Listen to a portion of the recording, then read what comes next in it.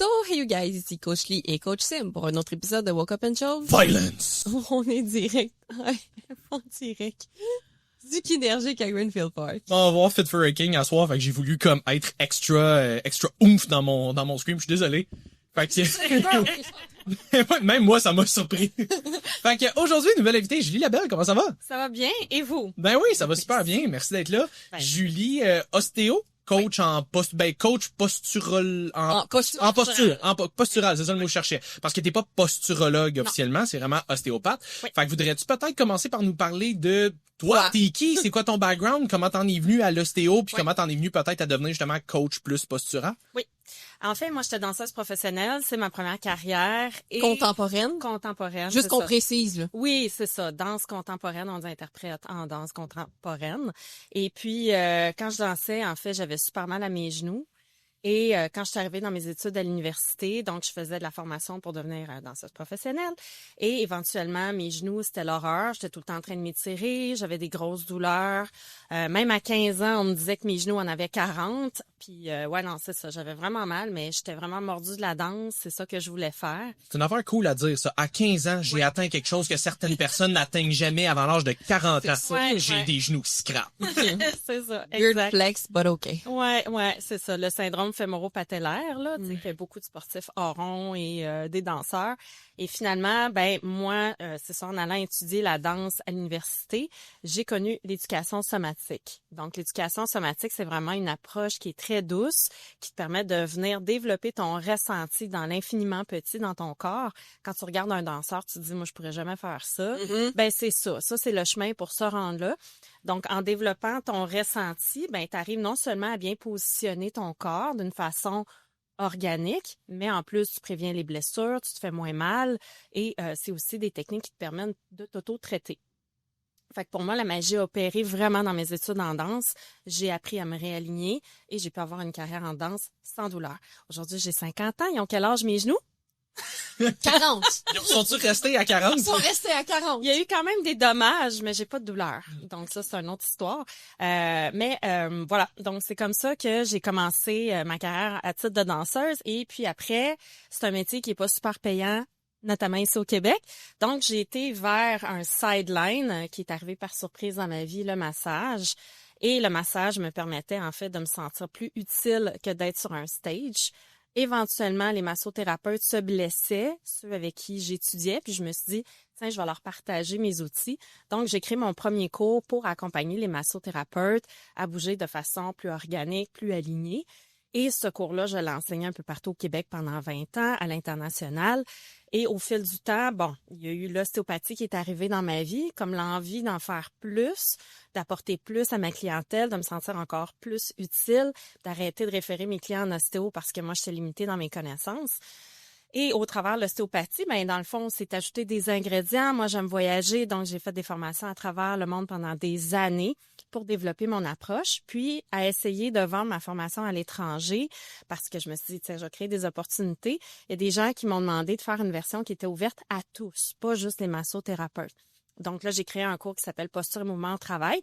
Pendant la pandémie, c'est devenu une offre de service pour les entreprises notamment. Et là, j'ai commencé à développer tout un avenue plus en ligne pour rejoindre le plus de gens possible. Et tranquillement, ben c'est ça. C'est ce qui m'amène aussi aujourd'hui ici, c'est de vous partager un peu qu'est-ce que je fais là comme approche. Je pense que ça devait être un bon moment durant la pandémie pour faire cette formation-là, parce Mais que pas mal tout le monde était comme confiné à la maison à un travail de bureau. Ah oui, ça m'a grandement inspirée, là. Tu sais, les gens qui étaient à la maison, qui avaient des douleurs. Puis moi, ben mon travail, c'est de l'ostéopathie. Donc, au quotidien, j'ai des gens qui ont des douleurs récurrentes. Et donc, c'est d'identifier avec eux, grosso modo, oui, c'est beau l'ostéo, moi, je suis là pour améliorer ton sort, mais si ça revient, ben, il y a une raison derrière ça qui t'appartient. C'est, tu sais, je veux dire, il faut la trouver. Donc, j'aide les gens à découvrir c'est quoi qui se passe au quotidien. C'est aussi bête que croiser sa jambe. Donc, les filles, souvent, on a tendance à croiser la jambe. Non. À travailler avec son laptop. Là, ça rentre juste pas en dessous de la table. C'est ça. Ben, c'est ça, tu sais, de travailler avec son laptop dans le lit, par exemple. Ou, non, ça te dirait. Jamais. Moi, je suis... Mais c'est ça l'affaire, c'est que je sais que, surtout en milieu de travail pour les bureaux, l'ergonomie est très populaire. Ouais. Puis mon chum, dans son bac en kin, il a fait des stages en ergonomie, puis ça me fait toujours un peu rire parce que je me dis, c'est super bon que les employeurs veulent offrir des espaces de travail ergonomiques pour leurs employés. Par contre, même si tu as la meilleure chaise ergonomique au monde, que ton bureau il est ajusté tout le kit, on s'entend de base, notre corps va avoir tendance à être très paresseux puis vouloir être quand même de même. Tu vas quand même te placer, toi, dans des positions qui font pas de sens, même si tu sais, je connais personne puis ayant travaillé dans un bureau puis travaillant de la maison, puis toi ici aussi, jamais que je travaille assis dans ma chaise comme ça, les coudes à 90, je vais le faire pendant 5 minutes. Ouais. À un moment donné, je vais me ramasser de même devant mon écran. Fait que c'est là que je trouve ça intéressant que tu puisses amener les gens à prendre plus conscience de leur corps. Puis, en fait, comment est-ce que ça se traduit, ça, dans ton travail? Ben, c'est ça, c'est exactement ça. Tu sais, moi, je suis quelqu'un qui aime tout le monde, là. Je veux dire, tout le monde à sa place. Les ergos, ils ont une super belle façon de travailler qui va orienter les gens. Puis moi, je trouve que c'est vraiment une bonne base. Par contre, moi, j'amène des petites nuances. Tu sais, par exemple, il y a des gens qui vont travailler avec 2 écrans. Donc, les mouvements oculaires sont responsables aussi d'envoyer de l'information posturale à notre corps. Donc, si tu as 2 écrans, ça envoie toujours des micro-mouvements qui sont exponentiels dans ton corps. Donc, ça crée des espèces d'informations de torsion. Donc, éventuellement, 2 écrans peut créer une douleur à la nuque. Donc, ils auront tendance probablement à dire de mettre les écrans comme ça. Moi, je vais plus proposer, dans le fond, d'avoir ton corps devant un écran, ton corps devant l'autre écran pour éviter ces mouvements-là de torsion, par exemple. Ensuite, moi, je me base plus sur des fondations du mouvement intelligent, du mouvement somatique. Donc, il y a des nuances. Moi, je travaille pas avec des angles. Ce que je fais, c'est vraiment dire à la personne, on va peut-être faire en sorte que tu as plus de place pour allonger ton dos. Pour ça, il faut que tes genoux soient un peu plus bas que tes hanches. Donc, je suis pas dans le 90 degrés. Moi, je vais proposer un peu plus bas. Puis, à essayer de façon organique, vous allez voir, tout d'un coup, les hanches basculent un peu vers l'avant, la colonne s'allonge. Donc, c'est de trouver des repères dans son corps pour pas dépendre d'installations ergonomiques. Parce que tu amènes ton neveu, un jour, il vient jouer avec ta chaise, il bouge tes écrans, puis là, tu comprends plus la vie. Je trouve que les gens... Je comprends plus la vie au complet. Mon corps est désorienté. Donc, c'est ça, c'est de retrouver ces repères-là en soi pour pas dépendre d'une organisation extérieure à toi. Donc, pour moi, c'est ça qui est important. C'est ça aussi, l'outil de la somatique, c'est de développer ça avec les gens, aussi avec des repères. Tu sais, il y en a qui sont plus dans le corps, il y en a qui sont plus, qui ont besoin de comprendre, il y en a qui ont besoin de voir. Donc, j'essaie d'amener différents outils pour que les gens viennent justement développer ça, ces repères-là, dans leur propre corps. Tu n'as pas de chaise ergonomique au cinéma. Donc, pourquoi tu devrais dépendre d'une chaise ergonomique? Pourquoi investir autant d'argent? C'est pas la chaise, c'est comment tu t'assois dessus. Donc, pour moi, je trouve que c'est ça. Je me positionne comme ça. Puis, en termes de posturologie, donc c'est une super belle école de pensée. Oui, j'ai quand même étudié un peu cette approche-là. Personnellement, moi, j'ai des idées d'aller vers quelque chose qui est vraiment...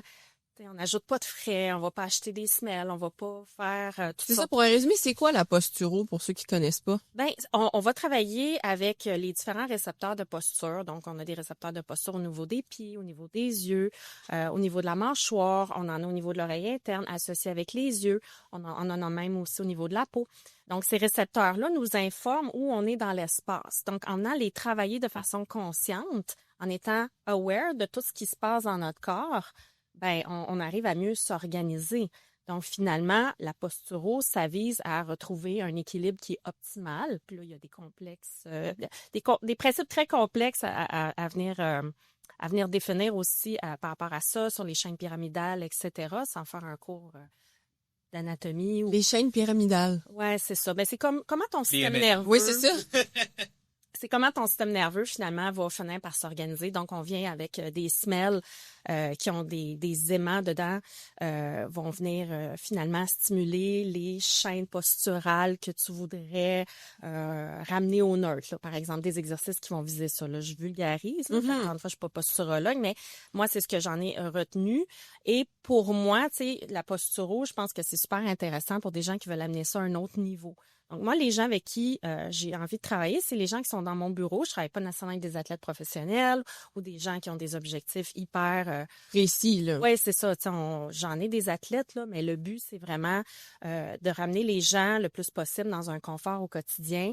La clientèle, souvent, c'est à peu près tout le monde travaille devant un écran aujourd'hui. Donc, je vais avec vraiment des choses que je trouve, moi, simples. Moi qui est quand même disciplinée, qui a quand même un certain bagage. Moi, la posturo, j'ai trouvé ça intéressant, mais j'avais de la misère à me discipliner sur les exercices. Je me disais, comment moi, je vais pouvoir enseigner ça à des gens si moi-même, je trouve que, tu sais, ça implique beaucoup de choses, tu sais. Puis, avec beaucoup de respect, tu sais, je pense que c'est une approche qui démontre ses preuves. Il y a beaucoup d'ostéopathes qui font ça. Moi, mon positionnement, je dirais, c'est plus aussi en lien avec la clientèle avec laquelle j'ai envie de travailler. Donc, je me ramène vraiment à vous autres, par exemple. Puis, c'est quoi les douleurs peut-être les plus fréquentes que tu as tendance à voir avec ta clientèle? Je présume que, comme tu dis, c'est du monde majoritairement de bureau. Ouais. Fait que justement, je présume que ça doit être des affaires de dos, de cou, beaucoup. Là. C'est ça, c'est pas mal ça. Ben très souvent... Mettons, je passe mes samedis soirs pendant 5 heures dans mon sofa, tout est vaché, là. Ouais. Mettons. Ouais. On dit ça de même, là. On jase, là. C'est quoi la question? Asking for a friend. C'est quoi les douleurs les plus fréquentes? Qu'est-ce que tu pourrais faire peut-être?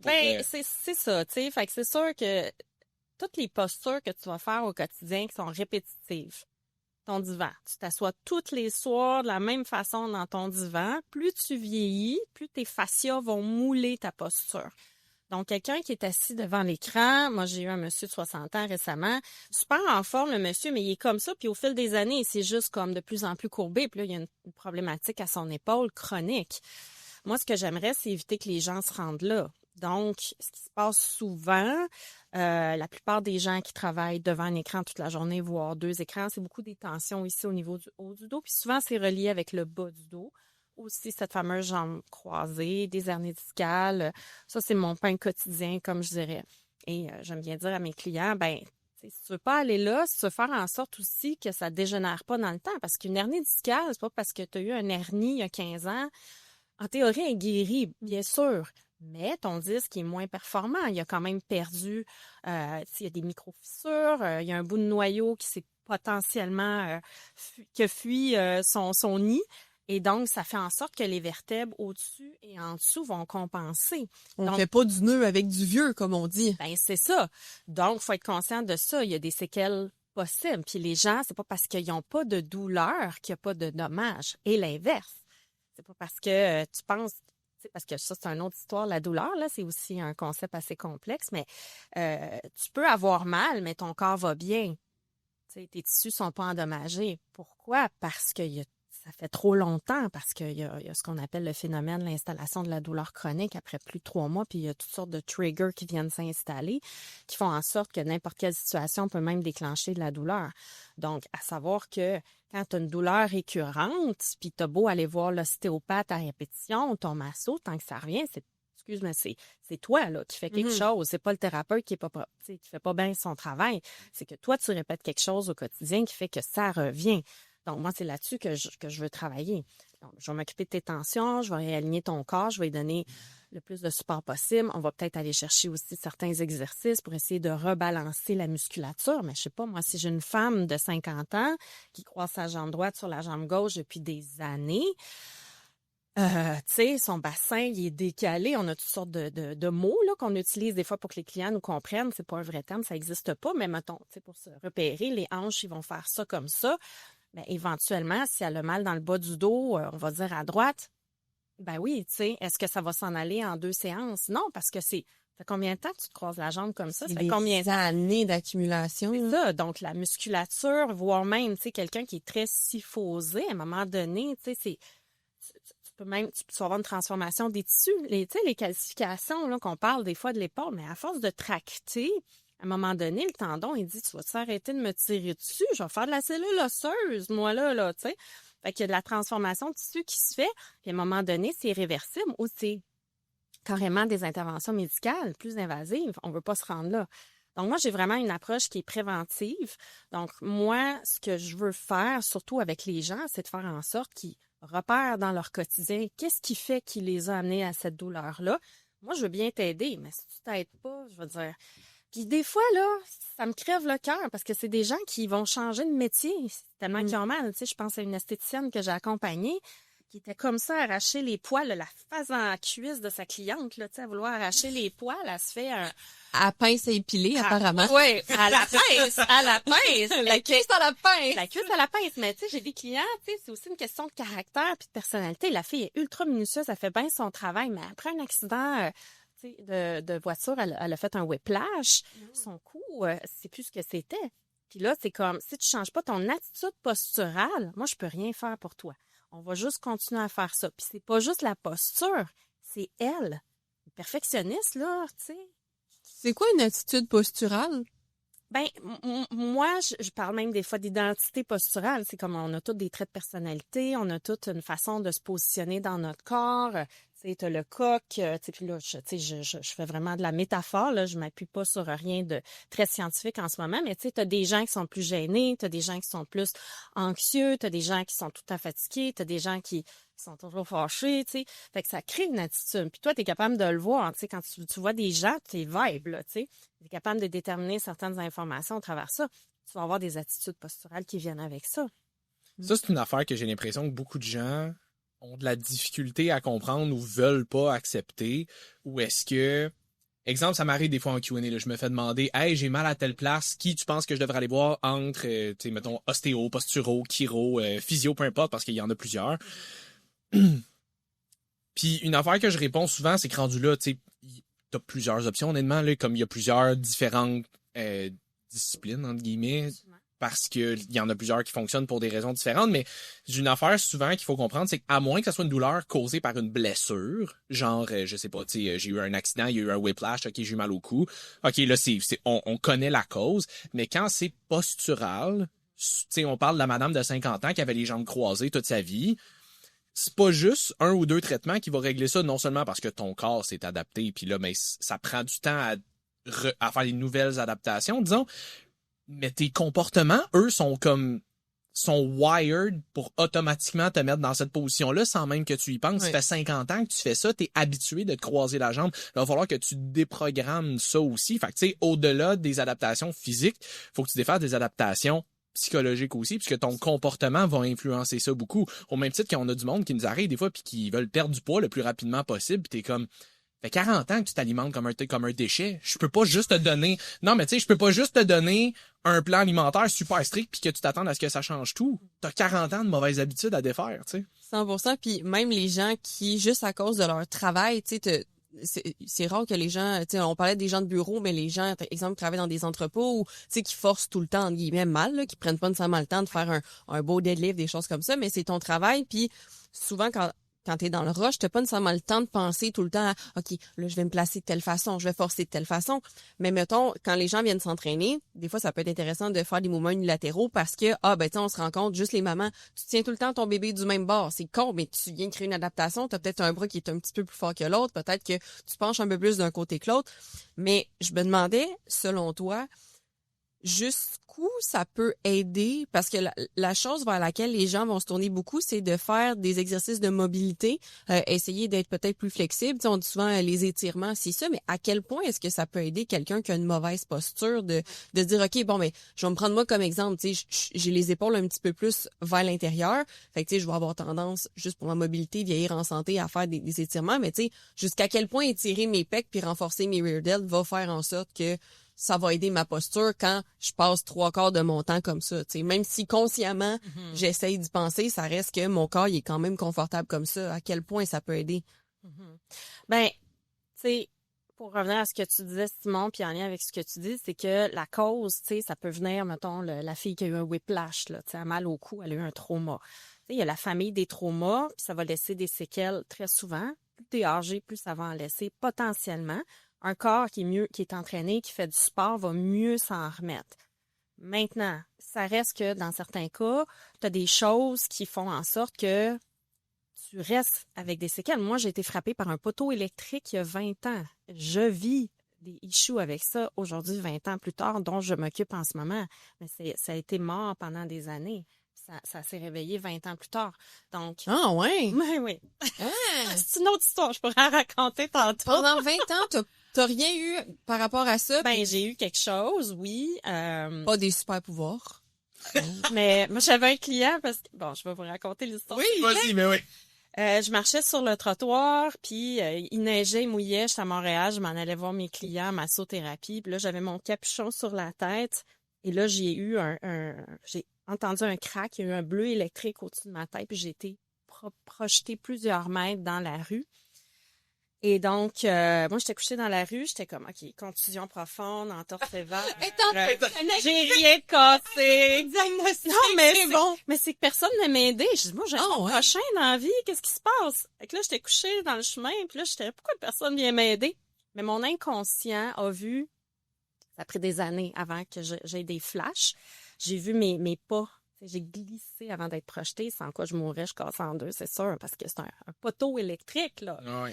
Donc, le poteau... Ça arrive pas tous les jours, quand même. Non, ça arrive pas tous les jours, mais c'est ça. C'est plus tard, il y a quelqu'un qui m'a amené dans un restaurant, puis là, il y a un gars qui est rentré, il dit, moi, je fais de l'affichage des commerces, mon échelle s'est prise dans les fils électriques d'un poteau électrique qui a cédé au même moment où moi, je passais. Wow, les odds. Ouais, fait que c'est ça. Donc, c'était sur la bandelette, heureusement, c'est le tendon le plus fort du corps, donc j'ai été frappée sur le côté de la cuisse gauche. Et j'ai été projetée plusieurs mètres plus loin. Je suis allée à l'hôpital et là, bon, voilà, tu sais, moi, je suis quand même, à ce moment-là, je dansais pas mal, je faisais beaucoup de courses à pied. Miracle, et, tu sais, je me suis très bien sortie, j'avais une contusion. Bon, après, ça a changé un peu mon confort au sol. Je travaillais beaucoup en shiatsu, j'avais une bonne entorse, j'ai eu mal pendant 2 ans. À l'époque, je n'étais pas ostéo, là, j'étais masso, c'était en 2005, cette histoire-là. C'est quoi du shiatsu? C'est de la médecine chinoise, c'est comme l'acupuncture sans les aiguilles. Je connais le chien Shih Tzu, mais... Je me suis dit la même affaire, je suis contente de pas être ça. Shih je sais pas. C'est un type de massage. Ah, OK. Ouais, l'ancêtre. Ben, t'avais le Twina qui était un massage, c'est ça, là, c'était les aveugles qui faisaient, puis là, ça a évolué dans le temps, puis c'était un massage avec les mains, on travaillait sur les méridiens. Okay. Bref, c'est toute la théorie de la médecine chinoise, c'est merveilleux, quel monde incroyable. Et donc, c'est ça. Fait que cet accident-là, 3 ans après, je faisais une formation pour devenir instructrice pilates, ce que je fais aussi aujourd'hui dans tout ça. Standing ischio stretch. Je me suis fait un claquage à la base de l'ischio de cette jambe-là, c'est jamais revenu. Et ça m'a créé des genres de douleurs sciatiques toute ma vie. Donc, ça a vieilli comme, ben écoute, tu sais, moi, je sais quoi faire pour pas être dans la douleur. Je sais comment m'organiser. Bon, moi, je suis en mouvement. Tu sais, je pense pas à la douleur, tu sais. On pourra en reparler plus tard. La relation à la douleur, c'est intéressant parce qu'il y a vraiment des bypass qu'on peut aller chercher sans être dans le déni, sans dire oh, non, là, tu sais, j'ai pas mal. Je me drogue ou, tu sais, j'ai pas mal. Ben non, tu sais, moi, je suis tough avec mon corps. Il y a toutes sortes de stratégies, mais c'est ça. Fait que je savais comment m'occuper de moi. Donc, tu sais, mais là, il y a 3-4 ans, je donnais comme 5 cours de pilates par semaine. Je faisais des squats. Je devais en faire 200 par semaine. Mais à un moment donné, j'étais comme, petite gêne. Petite gêne à la hanche. Moi aussi, si je fais 200 squats dans une semaine, non, mon corps aimera pas ça. Moi, je suis en forme. Oui, mais toi, il n'y a pas grande activité physique que tu fais que ton corps aime. Effectivement. On va être honnête, là. Okay. Ouais, mon système nerveux, il aime pas ça, ben bouché. Non. Ouais. Mon prochaine étape, c'est ça, c'est le pilates. Fait qu'on va peut-être tester ça. T'auras l'occasion, si tu veux. 100%. Faire ensemble. Et donc, c'est ça. Finalement, c'est la douleur s'est installée. J'ai rien fait arriver. Moi, j'ai de la tendinose profonde, tout ça. Donc, là, merde.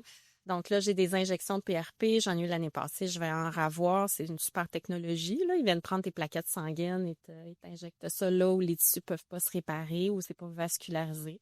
Donc, c'est assez performant. Parallèlement, tu sais, je fais des exercices pour venir tonifier, renforcer. Qu'est-ce qu'il faut renforcer? Bref, mais on est parti sur cette histoire-là. J'ai comme perdu le fil avec ce qu'on disait avant. Fait que les douleurs, là, tu sais, tu parlais, on parlait des traumas.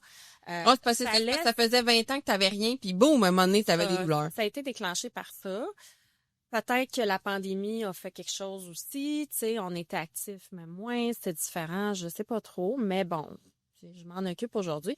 Mais c'est ça, tu sais, donc les gens qui vont avoir des douleurs, là, tu me parlais, tu sais, mettons, tu sais, je transporte tout le temps mon enfant du même côté, tu sais, éventuellement, ça crée des débalancements, puis ça devient difficile, tu sais, de juste faire un exercice qui va tout changer. Puis c'est pour ça que dans mon approche, moi, ce sur quoi je travaille, c'est ça, c'est via la somatique. Dans le fond, je ramène les gens à venir reprogrammer leur corps, mais d'une façon hyper organique. Faut que tu te sentes. Il faut le développer, ce ressenti-là. Les gens pensent qu'ils se sentent. Ils me disent, ah non, mais moi, je me sens, tu sais, je me mets droit, j'ouvre les épaules. Non, ça change rien, c'est pas ça, là. C'est pas de ça que je parle. C'est un niveau de conscience plus avancé. Je ferai pas des danseurs avec mes clients parce que c'est pas le but, mais c'est le chemin. C'est quand même le chemin pour se rendre là. Puis à partir du moment où tu reviens dans ton corps, oui, là, ça prend de l'isométrique, du concentrique, des étirements myotensifs. Tu sais, il faut y aller avec des exercices variés. Puis les gens, moi, ce que je trouve... Puis là, je me positionne comme ça. C'est-à-dire, moi, j'ai rien contre personne, contre les professionnels. Encore une fois, j'ai un certain regard critique sur les autres approches. Maintenant, j'ai bien de la misère avec les exercices. Là, tu vas faire tes rotateurs externes. Là. Ah ouais, tu sais, 30 fois par jour.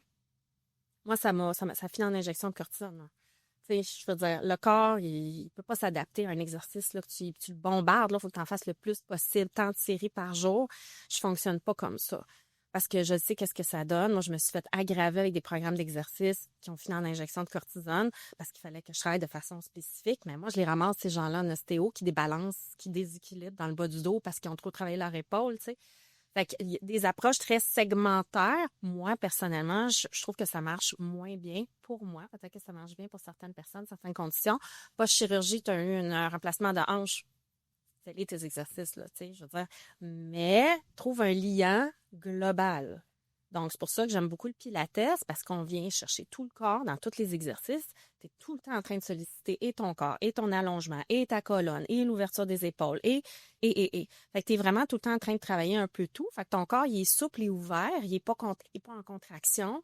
Donc, c'est un bel entraînement. J'essaie de te vendre le pilates, mais... J'écoute ça, je veux brûler. Mais tout travail en même temps. Faut que je pense à tout ça. Il y a beaucoup d'indications, tu sais. Je veux dire, en plus, moi, en pilates, tu sais, je peux parler non-stop. De nature, je parle beaucoup, là, mais en pilates, je suis comme, j'espère que vous aimez ma voix parce que vous allez trouver ça long, tu sais. Parce que c'est de l'entraînement. Il faut reprogrammer le corps. Puis comme n'importe quel changement, ça prend un certain nombre de semaines. T'arrêtes le sucre, t'arrêtes le café, ça fait 3 semaines, une habitude, tu sais. Tu décroises ta jambe, tu changes ton rapport avec tes écrans. C'est un travail qui prend du temps. Puis plus t'es vieux, excuse-moi, là, c'est pas péjoratif, mais plus t'es âgé, tes fascias, là, c'est 6 mois à 2 ans avant qu'ils reprennent leur propriété d'origine, l'enveloppe du muscle.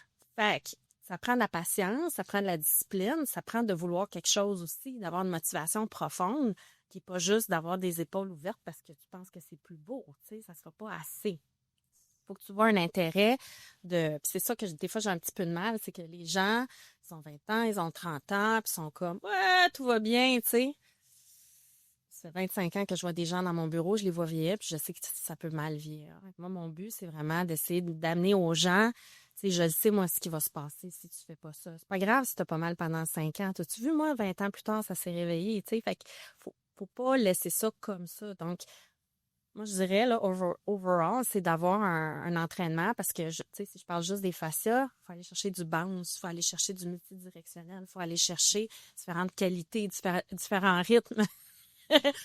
Bon, mon pilates, il est très hybride, tu sais, j'essaie de faire travailler mes clients avec tout ça pour que, justement, on travaille l'ensemble des tissus, tu sais.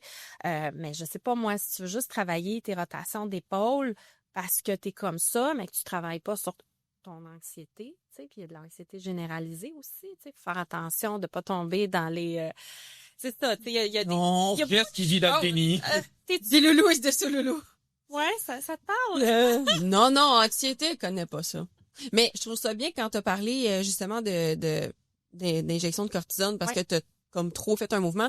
On avait vu dans le cours d'anatomie sur cadavre qu'on avait fait il y a quelques années, il y avait un bout de pied, un os de pied avec la cheville. Ça, c'est le pied, ça, c'est la cheville.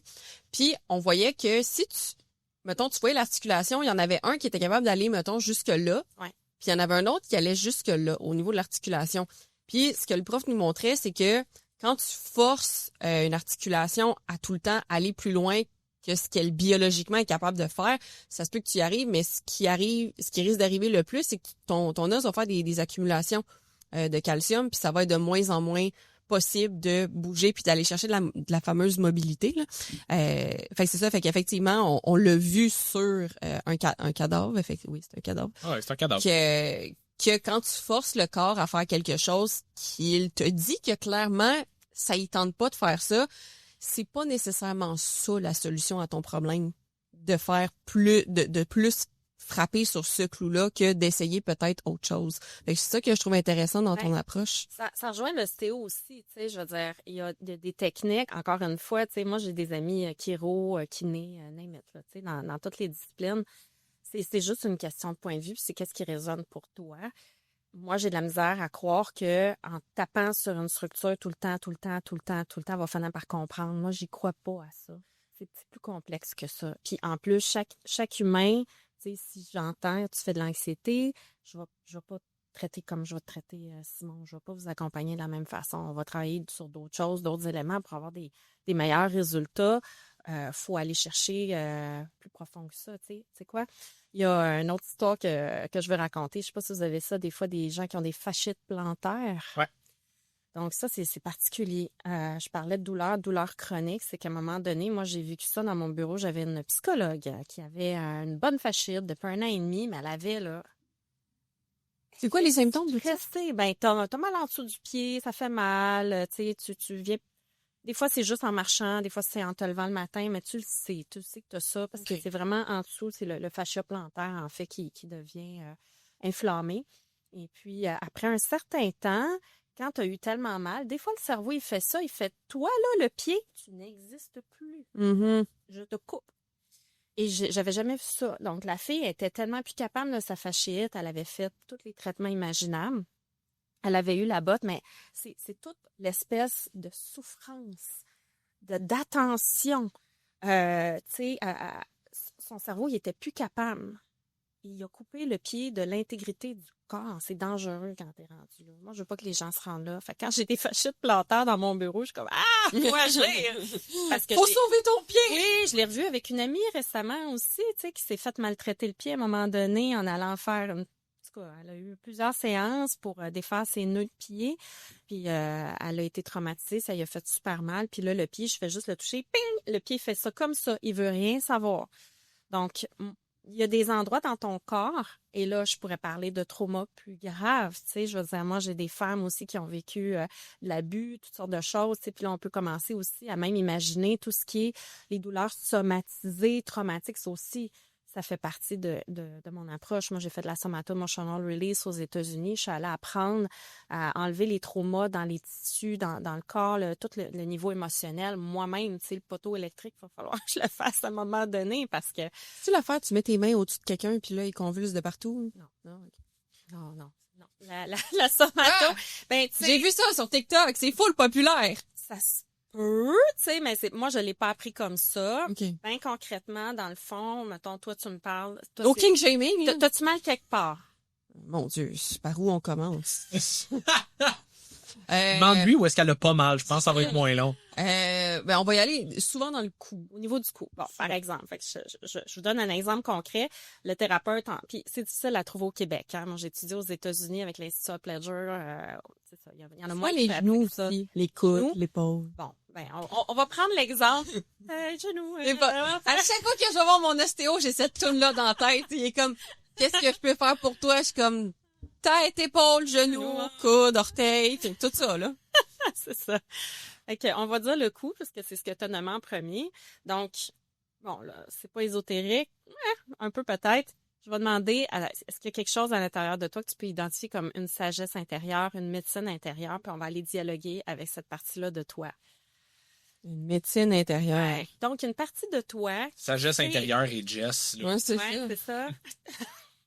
Écoute, ça peut être ton arrière-grand-mère. Un singe qui tape avec des cymbales. Bon, ben le singe qui tape avec les cymbales, on va aller jaser avec, on va aller demander pourquoi Jess elle a mal dans le cou. Puis là, on commence à ouvrir un dialogue avec le corps.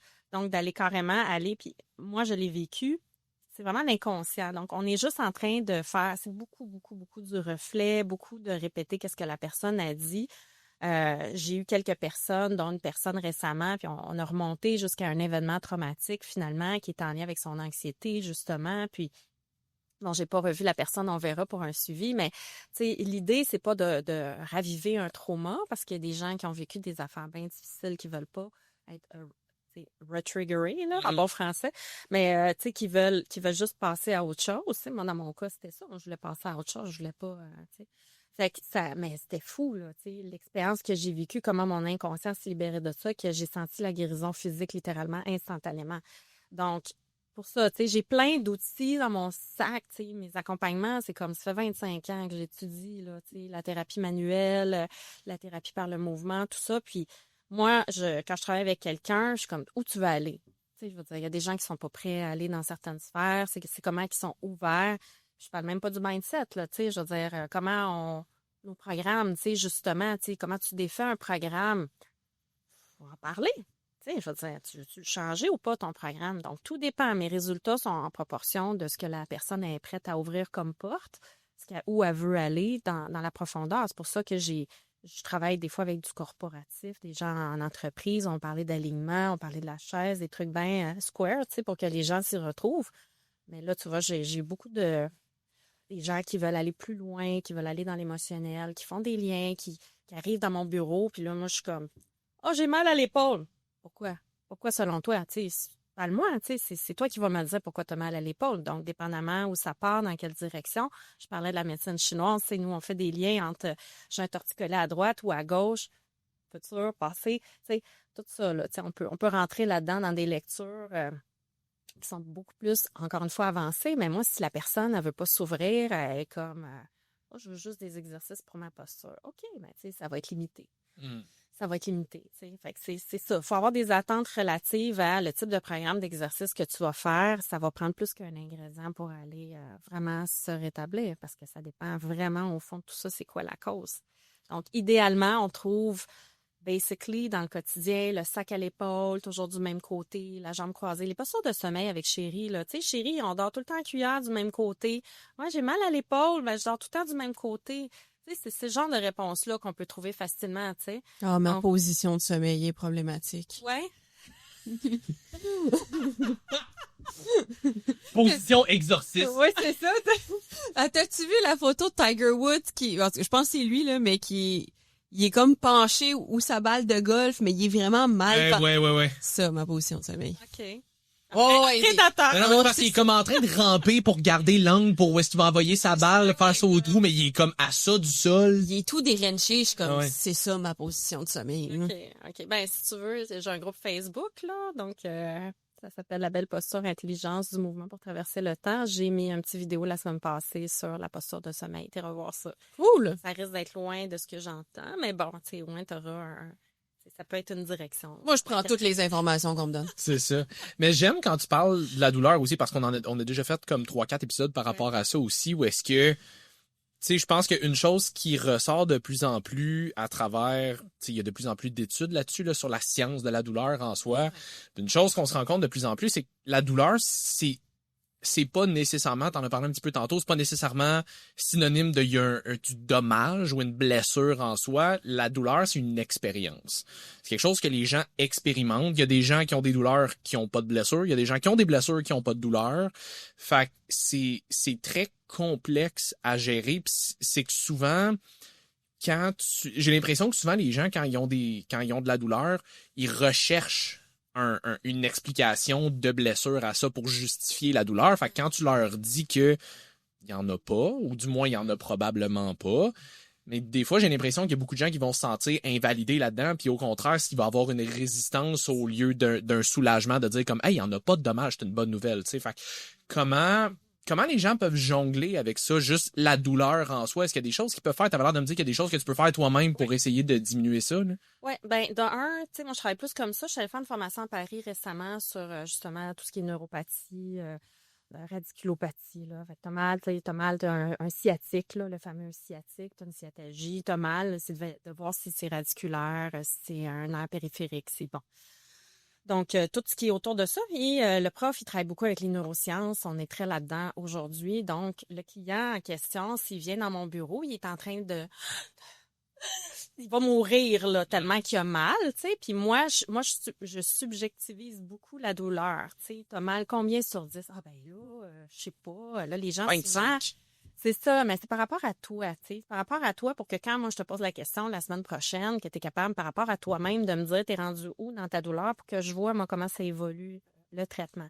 Mais c'est sûr qu'une personne qui arrive en ça dépend de son état. Mais la plupart du temps, tu sais, moi, quand je vois quelqu'un qui est plié de même, qui a mal dans le bas du dos, tu sais. Il y a un os qui sort. Ça. Si on a une fracture ouverte, je te confirme qu'il y a une blessure. On est dans des douleurs aiguës, là, tu sais, on est proche du 10 sur 10. Faut que je fasse tout un briefing, là, tu sais, faut qu'on parle de ça avant que je commence à traiter parce que son système nerveux, il est là.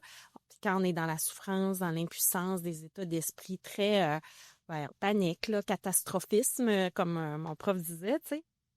Faut calmer le terrain, là, tu sais, faut rassurer la personne, la ramener dans, tu sais, donc là, c'est là où c'est de voir, tu sais, qu'est-ce qui résonne pour la personne. Donc, si j'y parle, bon, explique-moi comment ça s'est passé, qu'est-ce qui est arrivé, qu'est-ce qui est derrière ça. Moi, ce que je veux faire ressortir de ça, c'est qu'elle voit le chemin, on va dire, hypothétique de la douleur et qu'il y a une solution pour changer ce chemin-là parce que ce qu'elle veut, là, c'est arrêter d'avoir mal, puis 2, que ça ne revienne pas. Donc, moi, je vais agir sur ces terrains-là, je vais travailler avec elle déjà pour calmer puis dire, ça va bien aller. Et ça va prendre 3 à 6 séances, à peu près. Tu sais. Puis là, elle a une idée. Fait que là, elle sait où est-ce qu'elle s'en va. Tu vas passer par telle phase. Donc, après ça, ça va aller mieux après tant de temps pour qu'elle voit, OK, tu sais. Mais c'est sûr qu'il y a aussi la possibilité de dire, OK, ben c'est cool, ton corps a bien réagi. Tu vois, hey, bravo, c'est une belle inflammation. Bravo ton corps, il sait ce qu'il fait, il est en train de s'en occuper, ça va bien. C'est un peu de voir qu'est-ce qui va marcher pour la personne. Enfin, je change mon dialogue, mais c'est un peu l'idée, c'est de dédramatiser parce que quand le mental embarque, là, on part. Là, puis le stress augmente la douleur par des effets physiologiques que vous connaissez. Là, ça va plus contracter, donc, la personne va avoir plus d'inflammation. Fait qu'il faut diminuer l'émotionnel le plus rapidement possible. Ça va agir sur le traitement. Dans ma salle, moi, je mets toujours, là, c'était la bossa nova cet été. Moi, je travaille avec le massage, les ventouses. J'intègre toutes sortes de techniques pour vraiment, faut que je calme le système nerveux. Des fois, ça prend beaucoup de temps pour que le corps me laisse rentrer. J'essaie de revoir la personne rapidement. C'est rare, je vois quelqu'un 2 fois dans la même semaine, mais pour la rassurer, parce que cet accompagnement-là est aussi important. Puis après ça, je peux en parler, là, les gens ont des drôles de réflexes. Je me fais mal, je me fais un torticolis. Tu sais, je vais m'étirer le cou. Ah, c'est tellement mon réflexe. Ouais. Là. Ils se font un claquage au soccer, puis ils s'en vont s'étirer les skiots. Ils vont aller voir sur YouTube un exercice parce qu'ils ont mal, puis là, ils sont convaincus qu'ils ont une sciatique, parce que sciatique, sciatalgie, c'est pas la même chose. La plupart des gens ont une sciatalgie et non une sciatique. Donc, la plupart des gens, ils vont sur YouTube. Puis là, ils commencent à s'étirer la fesse, puis à se faire des étirements. Moi, je suis comme ça. T'sais. Ou chérie, craque-moi. Ou, tu sais, ils essayent de se craquer. J'ai des bonnes idées comme, hey, je suis tombée d'un bord, m'a tombé de l'autre bord pour essayer de me réaligner. Tu sais, j'entends beaucoup de choses Tout comme ce que ça. j'entends fait du sens dans ma tête. Je suis comme, ouais.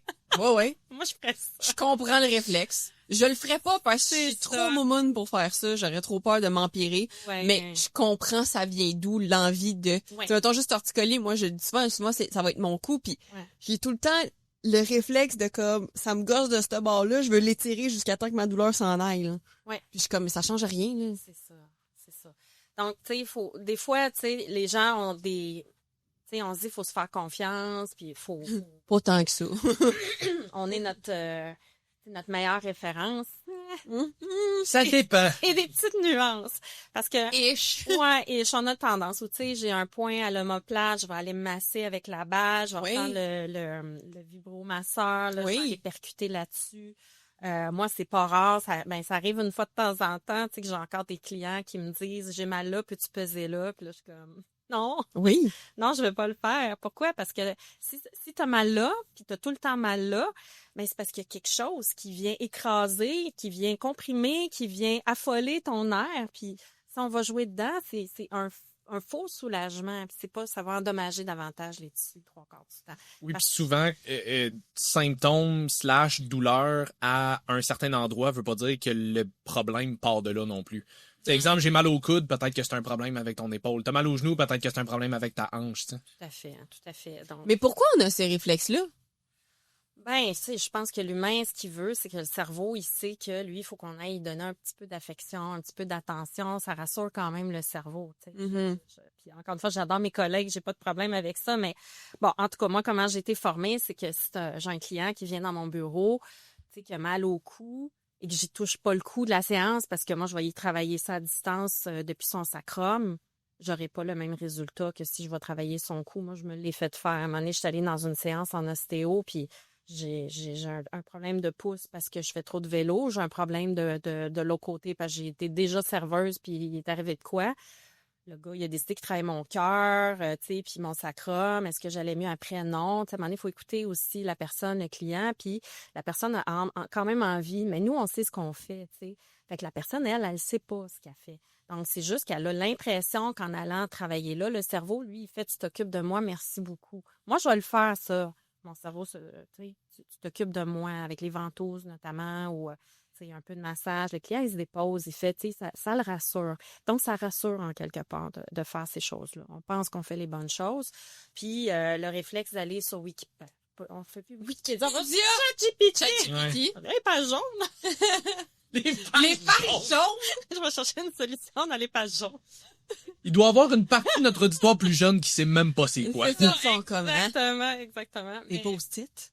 Non, c'est ça, tu sais, où ils vont se diagnostiquer avec le voisin, puis là quelqu'un au travail qui a eu la même chose. Fait que cet exercice-là. Donc, moi, si je peux dire une chose, quand vous avez de la douleur, n'allez pas jouer là où ça fait mal. Allez à distance. Si j'ai mal dans le cou, je vais proposer d'aller tirer les jambes, de mobiliser un peu le bas du dos. Si on a mal dans le bas du dos, on va aller travailler un peu plus le tronc, on va donner de la mobilité, on va faire des étirements doux, mais on va jamais dans la zone qui fait mal. Puis c'est vraiment là, on a un point là, puis on a le goût de le masser. Si tu veux prendre une balle de massage, tu peux aller sur ton point, mais tu vas autour. Tu peux aller sur le point. Tu vas autour, tu vas aller sur le point. Tu restes pas là 15 minutes. Ça va t'irriter davantage. Tu sais, ça va juste aggraver. Tes tissus sont déjà occupés à essayer d'aller mieux, là. Donc, allez pas vers ça. Puis tantôt, tu me demandais par rapport à la douleur, c'est ça? Qu'est-ce qu'on devrait faire avec ça? Ouais, puis tu sais, je présume que tu dois avoir une approche aussi différente avec les gens qui vont avoir un symptôme de douleur puis que c'est une grosse source de stress versus ceux qui ont un symptôme de douleur mais que c'est comme c'est gossant, là. J'aimerais juste ça que ça soit plus là mais qui sont plus zen, disons, par rapport à ça, là. Ouais. Ben c'est ça, fait que c'est moi après c'est un bon point parce que j'écoute j'écoute le client puis là à un moment donné j'arrive puis oh mon Dieu Seigneur, tu sais comment qu'il vit avec ça. Moi, j'ai tendance à être très réaliste. Je suis très terre à terre. Là. J'ai eu un client à un moment donné, puis j'étais comme... Puis avec tout ce qu'il y avait comme diagnostic, je l'ai traité une fois, le miracle est arrivé. Même lui, il était plus encouragé que moi-même. J'étais là, je peux pas croire. Ça arrive des fois que le client il est plus positif que moi, parce que je suis comme, mon Dieu Seigneur. Puis là, je travaille, puis le client, le miracle s'est produit. Bon, ben, tant mieux, tu sais, je suis super contente. Mais des fois, la personne, elle panique beaucoup plus que ce que c'est réellement. Puis là, c'est tout un travail de rassurer la personne. Mais il faut que la personne elle parte avec quelque chose. Il faut qu'elle parte avec quelque chose qu'elle peut faire pour s'aider. Ça, c'est la demande que j'ai tout le temps. Qu'est-ce que je peux faire pour m'aider? Ben d'un, parle-toi, là. Parle-toi. Dis-toi que ça va bien aller. Puis il faut pas, tu sais, les gens, j'avais quelqu'un hier qui me disait, j'ai eu une botte parce que j'ai eu un péroné fracturé, un os de jambe. Et elle a compensé. Puis là, son sacrum, là, c'est comme, il est all over the place, puis elle a des douleurs sciatiques, mais ça, c'est dans le temps. C'est 1 an et demi plus tard, parce qu'elle a compensé, puis son corps s'est musclé différemment, parce que le cerveau, il a fait, je vais marcher de ce côté-là, c'est plus safe. Ça, là, c'est compliqué. Viens le plus vite possible me voir. C'est ça que je dis aux gens, là, arrête de niaiser, là, si t'es pas sûr. Puis moi, c'est pas moi, là, je vais te dire, va voir l'acupuncteur, voir le physio, tu sais, prends pas de chance. Viens le plus rapidement possible parce que clairement, ton corps va décompenser. Il va falloir que je te vois plus souvent, donc ça va te coûter plus cher, puis tu vas avoir plus mal, puis ça va faire en sorte que tu as encore moins accès aux activités que tu veux faire. Pour certaines personnes comme moi qui sont travailleurs autonomes, on a besoin de travailler on n'a pas de salaire fixe, il faut que tu réfléchisses à ça. Donc, moi, je dis tout le temps aux gens, viens aux 3-4 mois en prévention parce que tout le monde fait des mouvements asymétriques. La plupart. Est-ce que c'est toujours porteur de douleurs potentielles? Ça dépend. Ça dépend de l'âge que tu as, ton niveau de stress. Ça dépend si tu es sportif ou pas. Je te regarde, mais je te regarde pas, là. On vive personne, Jess. Non, stress. Sportive un petit peu quand je suis capable. Oui. Mais c'est ça, tu sais. Puis le plus tôt tu commences à t'occuper de toi, tu sais, puis que t'as cette discipline-là, ben moi, pour vrai, les gens, tu sais, comme peu importe l'âge, tu sais, au final, quelqu'un qui a su prendre soin de lui, de elle, toute sa vie, je la vois dans mon bureau, Puis je sais que c'est une personne qui est active. Je pense à une femme en particulier que je vois de temps en temps qui a 79 ans. Oh. Elle est tellement inspirante, cette femme. Elle a commencé à faire du jogging. Moi, je donnais des cours de pilates, ça fait, je vais dire 1000 ans, là, ça fait vraiment longtemps. Elle a commencé à faire de la course à pied début soixantaine. Puis elle a continué sa course à pied. Son yoga est plus souple que moi. Tu sais, c'est impressionnant. Elle est super belle. Là, j'ai un peu mal dans le dos. Tu sais, je suis comme, hey, vous savez, j'en ai, moi, qui ont 27 ans, puis qui se sont cassés en deux. Ils ont des tensions, puis je gère pas. Puis la preuve est là, c'est qu'elle, elle continue à faire son sport, elle continue à être active. C'est quelqu'un qui travaille sur son mindset. Si je fais une séance avec elle, je le sais que je vais avoir des résultats rapidement. Ça dépend beaucoup avec quoi les gens arrivent, leur charge. Donc, c'est un peu du cas par cas, je dirais. Parce que, tu sais, moi, ça, c'est que j'en ai parlé quelques fois, au moins sur mes réseaux, là, mais tu sais, moi, ça fait 1 mois et demi, 2 mois que j'ai une douleur à l'épaule qui, pour l'instant, du moins, ne s'en va pas. Là. Tranquillement, ça a l'air de moins en moins pire, mais ça fait 2 traitements d'ostéo que je fais. Ça aide un petit peu, mais c'est encore présent. Mais tu sais, ça, c'est le bout. Moi, je suis pas un gars qui est super stressé dans la vie en général. Je suis un gars qui est relativement serein. Fait que je fais un peu de renforcement dans mes entraînements, j'adapte mes entraînements comme je peux, j'adapte mon quotidien comme je peux avec ça aussi, mais c'est pas quelque chose qui me stresse bien, fait que j'ai l'impression que moi c'est un peu ça que ça me prendrait là, juste comme qu'est-ce que tu pourrais faire pour que ça s'améliore, puis tu sais je pense pas que j'ai besoin mettons de faut que je me calme par rapport à ça parce que c'est vraiment quelque chose qui me Ça. C'est où ta douleur? Comment c'est arrivé? j'ai une douleur à l'épaule droite, c'est arrivé. Comment c'est arrivé précisément, j'aurais de la difficulté à le dire, mais à un moment donné, je faisais un shoulder press sur une machine, puis j'ai senti en me réchauffant que c'était un peu inconfortable. Je sentais comme un genre de pinch sur le devant de l'épaule. Puis j'avais été capable de me placer de façon à ce que j'ai été capable de faire ma série pareil. Je sentais que c'était inconfortable, mais c'était pas nécessairement douloureux. J'ai fini mon entraînement, puis le reste des exercices que j'avais à faire, ça avait bien été. Puis à partir du lendemain, là, j'avais mal tout le temps. Ouais. Puis tu sais, je vais le sentir dans certains mouvements plus précis, mais j'avais pas besoin de m'entraîner pour ressentir la douleur. Puis, fait que tu sais, c'est gossant parce que là, il y a certains exercices que j'ai de la misère à faire, mais c'est pas la fin du monde pour moi non plus. C'est arrivé quand? 1 mois et demi, 2 mois peut-être. Puis t'as fait quoi comme séance? Qu'est-ce qu'ils ont dit, les thérapeutes? J'ai fait 2 séances d'ostéopathie, puis c'est ça, ça a été majoritairement un traitement manuel. C'était pas nécessairement de recommandation de quoi faire Pas après. fait d'exercice particulier ou quoi que ce soit. Est-ce que le thérapeute te dit, la tête humérale est antérieure, la clavicule est coincée ou quelque chose? Ou... Ben, là, rendu là, il y avait pas nécessairement de diagnostic, c'était des suppositions. Là, on a travaillé un peu l'épaule, le pec, le trapèze, tout ça. On a travaillé un petit peu au niveau du bicep aussi. Moi, de mon côté, j'ai fait un peu de renforcement de quad des rotateurs, puis tout ça, mais tu sais, 1 à 2 séries par entraînement de haut de corps. Là, fait que je fais 4 à 6 séries dans ma semaine au complet. Là. T'as mal quand? T'as-tu mal avant, après tes exercices, pendant? C'est surtout pendant. Tu sais, je vais le ressentir des fois dans certaines positions, même s'il n'y a pas de charge, mais c'est surtout pendant que je m'entraîne. Tu sais, tout ce qui est les press, j'ai plus de difficultés. Tu sais, j'ai essayé de faire un exercice comme un reverse pec deck où est-ce que je me place avec les bras devant moi puis je viens ouvrir large. Puis même si c'est plus un concentrique de pull que de push, quand je suis dans la position ici où est-ce que j'ai une résistance, je le sens pareil sur le devant de l'épaule. Fait que c'est beaucoup quand j'ai le bras devant, au-dessus, que là, je ressens un pinch plus sur le devant de l'épaule. Ouais.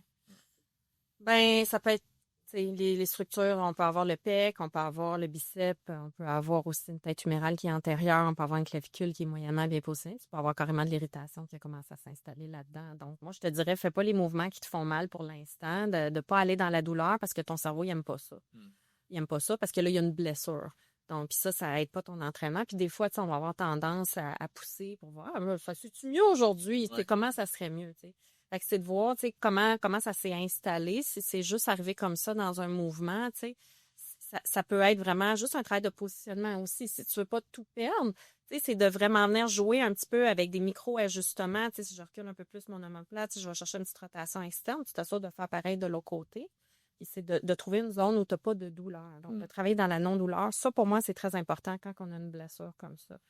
Parce qu'il ne faut pas que ton cerveau il commence à avoir peur. Parce que ça va créer vraiment quelque chose aussi au niveau de l'entraînement. Puis, si tu laisses aller, moi, 1 mois et demi, un épaule, là, moi, je veux qu'on s'en occupe.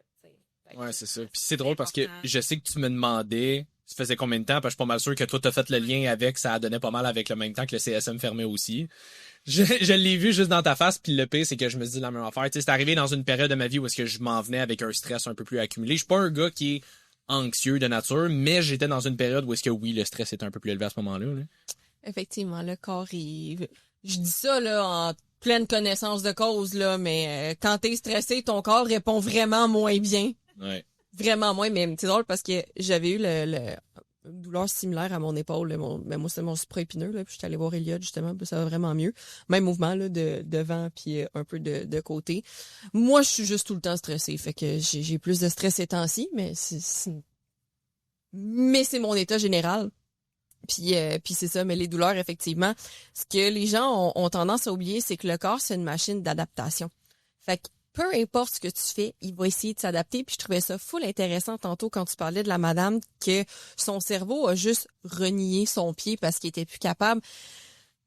Moi, j'étudie beaucoup le système nerveux parce que j'essaie de comprendre qu'est-ce qui se passe avec le mien. Puis Jess, c'est son cobaye numéro 1. Puis c'est fou à quel point ton corps va toujours essayer de se protéger. Tu sais, je le répète souvent à mes clientes, mais la seule fonction de ton corps et ton cerveau, c'est de te faire survivre 24 heures de plus, c'est tout. Fait que tu sais, des fois, on se dit, mais mettons, j'ai développé telle maladie, ça fait pas de sens que mon corps se soit adapté comme ça. Ça fait du sens parce que ça lui a permis à chaque jour de survivre 24 heures de plus. Ça t'a permis de survivre 24 heures de plus et c'est juste tout ce qui a été mis en place, tous les mécanismes que tu as, c'est pour ça. Fait que tu sais, quand on parle justement de, l'inflammation, mais l'inflammation, c'est un processus qui est là pour te protéger, te faire survivre 24 heures de plus. Fait qu'est-ce qu'à long terme, c'est quelque chose qui est bénéfique? Non, mais ton corps et ton cerveau ne pensent pas à long terme. Ils pensent 24 heures de plus. Il est programmé pour ça. Fait que je trouvais ça intéressant quand tu disais d'aller vous voir le plus rapidement possible aussi. Tu sais, moi, je me fais entretenir aux 6 semaines gros max parce qu'aux 6 semaines, je me ramasse avec des douleurs que comme j'ai mal mais pas des grosses douleurs fatigantes, tu sais, c'est principalement musculaire, c'est plus parce que j'accumule beaucoup de tension puis juste de me faire relâcher, ça fait du bien, tu sais, c'est rien de fou, mais il reste que c'est ça, mon corps s'adapte pas tout le temps super bien parce que je suis tout le temps stressée. Fait que probablement que dans ma posture, je suis tout le temps plus crispée, je suis tout le temps plus renfermée sur moi-même, tout le temps plus sur le gun, prête à je sais pas, me faire courir après par un lion, quelque chose. Ben c'est ça, c'est un concept intéressant. Moi aussi, tu sais, ce que je parle en termes d'adaptation, tu sais, par rapport au fait que je vais travailler, tu sais, justement en somatique, venir travailler tous les différents types de tissus du corps pour faire en sorte, tu sais, le niveau émotionnel, tu sais, ce qui se passe dans notre esprit, puis tout ça, pour que tu aies justement un espace d'adaptation. Parce qu'une posture, une bonne posture, c'est une histoire d'adaptation. Donc, moi, j'ai glorieusement sacré le camp dans les toilettes de mon travail il y a quelques semaines. J'aime le glorieusement. Ouais, ben écoute, moi, tu sais, je suis souple. Fait que j'avais un lavabo à peu près de cette hauteur-là, tu sais, dans la salle de bain où je travaille. C'était pas dans la toilette, là. Ben, c'est la salle de bain. Okay. T'as 2 lavabos. Tu sais, le comptoir est assez haut. J'allais me faire masser par souci de fraîcheur. J'ai décidé de me laver les pieds dans le lavabo. Je suis à moitié en split dans les heures. Je me lave. Et comme je suis capable. Je vais le flexer. C'est ça. Et là, je mets de l'eau partout. Je m'en rends pas compte. Et là, j'ai glissé puis j'ai tombé comme ça. La fille patauge dans l'évier, tu sais. J'ai tombé sur mon sacrum. Puis là, comme dans un film, là, j'ai vu mon bras s'ouvrir puis j'ai fait, qu'est-ce que je vais faire? Là, j'étais comme merde. Et là, j'ai eu peur de m'être fracturé quelque chose. J'ai trouvé ça assez moyen comme stepette. Mais bon. Bref, mon corps, là, c'est ça. Là, j'ai installé, tu sais, j'avais tout mon système de survie qui était prêt. Je suis bien entraînée, mon corps est souple, j'ai comme mes tissus savent s'adapter, j'ai fait confiance à mon corps, j'ai pas hésité à adapter mes positions. C'est pas moi qui décide, c'est mon corps. Mais il est entraîné pour faire des choix intelligents. Des fois, les gens, ils font des compensations un peu bizarres, ils vont s'en aller sur un autre côté. Donc, c'est ça, cette adaptation-là ou cette compensation-là est dangereuse plus t'attends. Un épaule, tout est rattaché à ton épaule. Ben, tout en ostéo, de toute façon, dans notre vision. Donc, un épaule, c'est rattaché à ton cou, à ta mâchoire, à ton bassin indirectement. Donc, tu sais, y avait-tu un petit décalage au niveau, peut-être, décalage au niveau des hanches?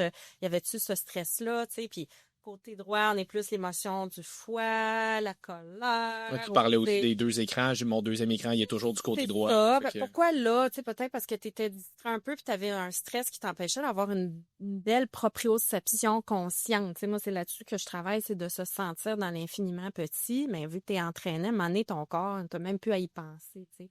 Être assis de même, là, ton corps fait qu'est-ce que tu fais? Tu sais, tu y vas même pas. Tu sais, tout de suite, tu vas rechercher ton corps, il recherche un confort. Mais faut y aller tranquillement, tu sais, vers ça. Donc, l'idée, c'est que ton corps il est tout le temps en train de s'adapter à ton environnement. sais, moi, je suis arrivée ici, t'as crié, Ouais. je suis arrivée. Donc, moi, j'étais... Mise en contexte, j'ai fait le saut. La pauvre. Moi, j'ai reçu ça comme un cri. J'étais à ça de l'escalier, Oui. tu sais, mais un peu plus stressée, tu sais. Non, bon, je veux pas dire le prophète de malheur, mais tu sais, je veux dire, j'aurais pu peut-être débouler les escaliers, puis bon, tu sais, fait que dans le moment, c'est un système d'adaptation. Tu sais, quelqu'un, je vais donner un exemple plus concret parce que c'était une blague, là, mais tu sais, sur un trottoir bien glissant, Oui. tu sais, je veux dire, moi, à un moment donné, bon, là, c'est la saison des dos bloqués qui commence parce que le monde va pelleter comme s'il avait fait ça toute l'année, alors que pelleter, c'est une nouvelle activité. C'est Moi, une pas pire torsion aussi, dépendamment de comment tu le fais. Le monde le font n'importe comment, puis ils s'échauffent pas avant, ils pensent pas, tu sais. Les gens c'est correct que tu aies confiance en ton corps puis en tes capacités, mais moi, c'est ça que je veux comme, tu sais, regager avec les gens, tu sais. Faut le faire de façon... c'est préventif, le monde n'aime pas ça, ce mot-là, il trouve pas ça sexy, mais tu sais, d'une façon, on va dire, intelligente et de respect, comme tu protégerais ton enfant. Ton corps, là, tu sais, quand t'as mal, tu sais, c'est ton enfant qui pleure, là, tu vas pas faire « Ah! » Tu vas pas gueuler après, fous-moi la paix, tu vas l'écouter, tu vas l'entendre, ton corps, faut que t'en prennes soin comme ça. C'est pas où qui a mal. C'est ça, tu sais, t'as mal là! Alors, on va y aller. Non, c'est ça. Jess, suivez Jess pour plus de conseils de maman. C'est ça, vraiment. C'est vraiment c'est mon dada, là. Mon 5% de génie, là. Élever des Mais enfants. peut-être avec les gens, mettons, on va prendre pelleter parce que ça, c'en est un souvent où est-ce que les gens ont tendance à se blesser. Tu sais, fais n'importe quel entraînement. Habituellement, tu vas t'échauffer avant. C'est juste normal que tu t'en ailles jouer au hockey, au basket, que tu fasses un entraînement de musculation, de pilates, peu importe. Tu vas t'échauffer avant. Mais les gens vont pelleter comme si, justement, ça faisait déjà 1 heure qui était bien réchauffé, puis ah ouais, let's go, on y va. C'est un effort physique pareil, là. C'est lourd de la neige, surtout si elle est moindrement humide, elle va être beaucoup plus lourde. Fait que... Puis si t'es pas habitué non plus de bouger en général, c'est quelqu'un qui s'entraîne versus quelqu'un qui est très, très, très sédentaire. Ouais. Le mouvement que tu fais, tu sais, t'es pas habitué d'engager ta chaîne abdominale, probablement encore une fois tu compenses de partout, tes muscles sont juste pas habitués de travailler, fait que ça a l'air vraiment banal comme mouvement de juste pelleter, mais peu importe ce que tu fais, je parlais tantôt de dans un entrepôt, tu sais, tu ramasses des boîtes, t'es pas habitué. Hell, tu t'en vas aux pommes, cueillir des pommes, c'est quand même des mouvements où est-ce que t'es étiré, que t'es comme un peu tout croche des fois dans une échelle. T'as des mouvements que je pense tu peux prévenir en t'entraînant, que ce soit pilates, musculation, peu importe. Tu sais, je pense que tu as quand même un meilleur coffre à outils puis un meilleur appareil qui est plus prédisposé à moins se blesser, mettons. Puis même là, t'es quand même pas à l'abri Non, t'es d'une pas à l'abri. blessure anodine. Tu sais, je me souviens, là, dans le temps, je travaillais au Énergie Cardio, j'avais un client, à un moment donné, il s'est barré le dos dans le parking en sortant de son char. Ouais. Comme, il arrive au gym, il débarque de son char, il met un pied à terre, il se tourne, en se tournant pour se lever, le dos à barré là. C'est comme, le gars s'entraîne fort, il s'entraîne depuis longtemps, mouvement anodin, à barré là. Ouais, ben c'est ça l'affaire, c'est que les gens ils vont dire c'est un mouvement anodin que j'ai fait, je courais après mon fils au centre d'achat, c'est ça, je suis allée pelleter, tu sais J'ai pas éternué. Oui, j'ai éternué. Tu ris, hein, mais Ah ouais, je sais. quand j'étais en secondaire 5, je me suis déboîté l'épaule et le genou. En même temps. Oui, parce que j'avais un sac de sport. J'avais un sac de sport sur mon épaule. Ouais. Puis je pensais que j'avais entendu mon nom, j'étais debout. Ouais. Je me suis juste tournée. Mon genou a débarqué. Puis en tombant, mon sac a accroché dans une table et mon épaule a débarqué. Pourquoi est-ce que je suis pas étonné? Voilà. C'est là que je me suis débarquée. C'est quoi la fin de l'histoire? C'est tout. J'étais à terre en douleur jusqu'à temps qu'on m'amène à l'hôpital pour me ramancher. Là. Ah, pas chouette. Ouais. Quel âge? J'avais 16 ans, genre. 16 ans. Je suis Madame Patate. Mais je suis hyper laxe aussi, fait qu'il faut que je fasse attention. Hein. Il y a sûrement de ça. Oui, c'est ça. Faites-vous-en pas, là. Vous devriez être capable de vous tourner sans que ça arrive. Mais, oh non, cette fois-là, pour vrai, là, c'était... Mais vous n'êtes jamais 100% à l'abri, C'est par ça, exemple. vous êtes pas... Tout ça pour dire que vous êtes pas à l'abri, tu sais. Effectivement, tu peux te blesser relativement gravement en faisant pas grand-chose. Hein. Ben, c'est ça. Puis pour les gens qui ont, justement, peut-être là un peu... Je vais débarquer des gens comme moi qui sont relativement zen avec ça. Les gens qui ont peut-être un petit peu plus... qui expérimentent un petit peu plus de stress ou d'anxiété par rapport aux douleurs.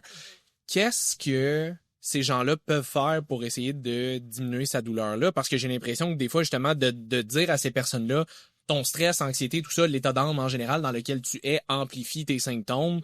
Des fois, au contraire, ça peut les stresser encore plus. Fait que comment est-ce que ces gens-là peuvent faire quand les symptômes, la douleur qu'ils expérimentent est bien réelle, mais il n'y a pas nécessairement de dommages, c'est juste leur perception, leur expérience à eux qui fait ressortir ça. Fait que comment ces personnes-là peuvent s'aider? Ben, c'est sûr que, tu sais, trouver un thérapeute en qui tu as confiance, avec qui tu peux poser des questions, puis aller faire une rencontre peut-être rapidement. Moi, j'ai souvent des demandes par texto, par appel, tout ça, puis je dis tout le temps aux gens, viens me voir parce que pour moi, je sais pas. Faut que je te touche, faut que je te vois, faut que je te parle, faut que je te pose des questions, faut que je te teste.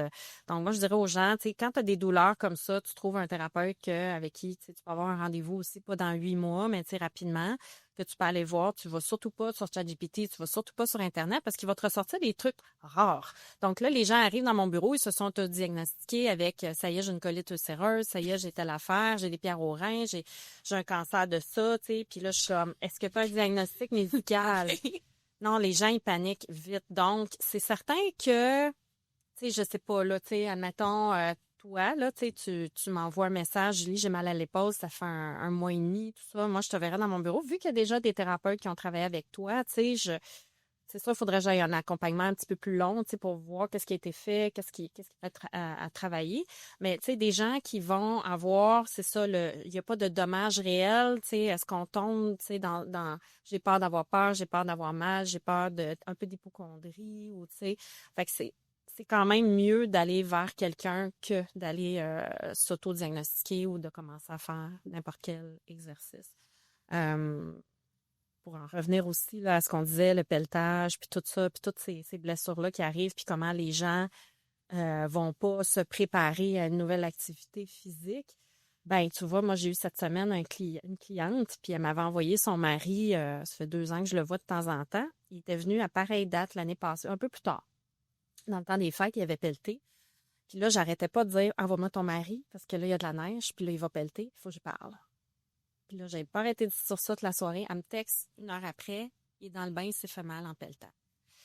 Fait que là, je voulais pas être prophète de malheur, mais je le connais, son mari, je sais comment il réfléchit. Lui, il fait confiance à son corps. Il pense que là, il a de la conscience. Il sait qu'il a fait telle chose, puis c'est tellement de mettre ça en contexte, ce monsieur-là, il a 57 ans, tu sais, il est assez baraqué, tu sais, est-ce qu'il sait ça vraiment?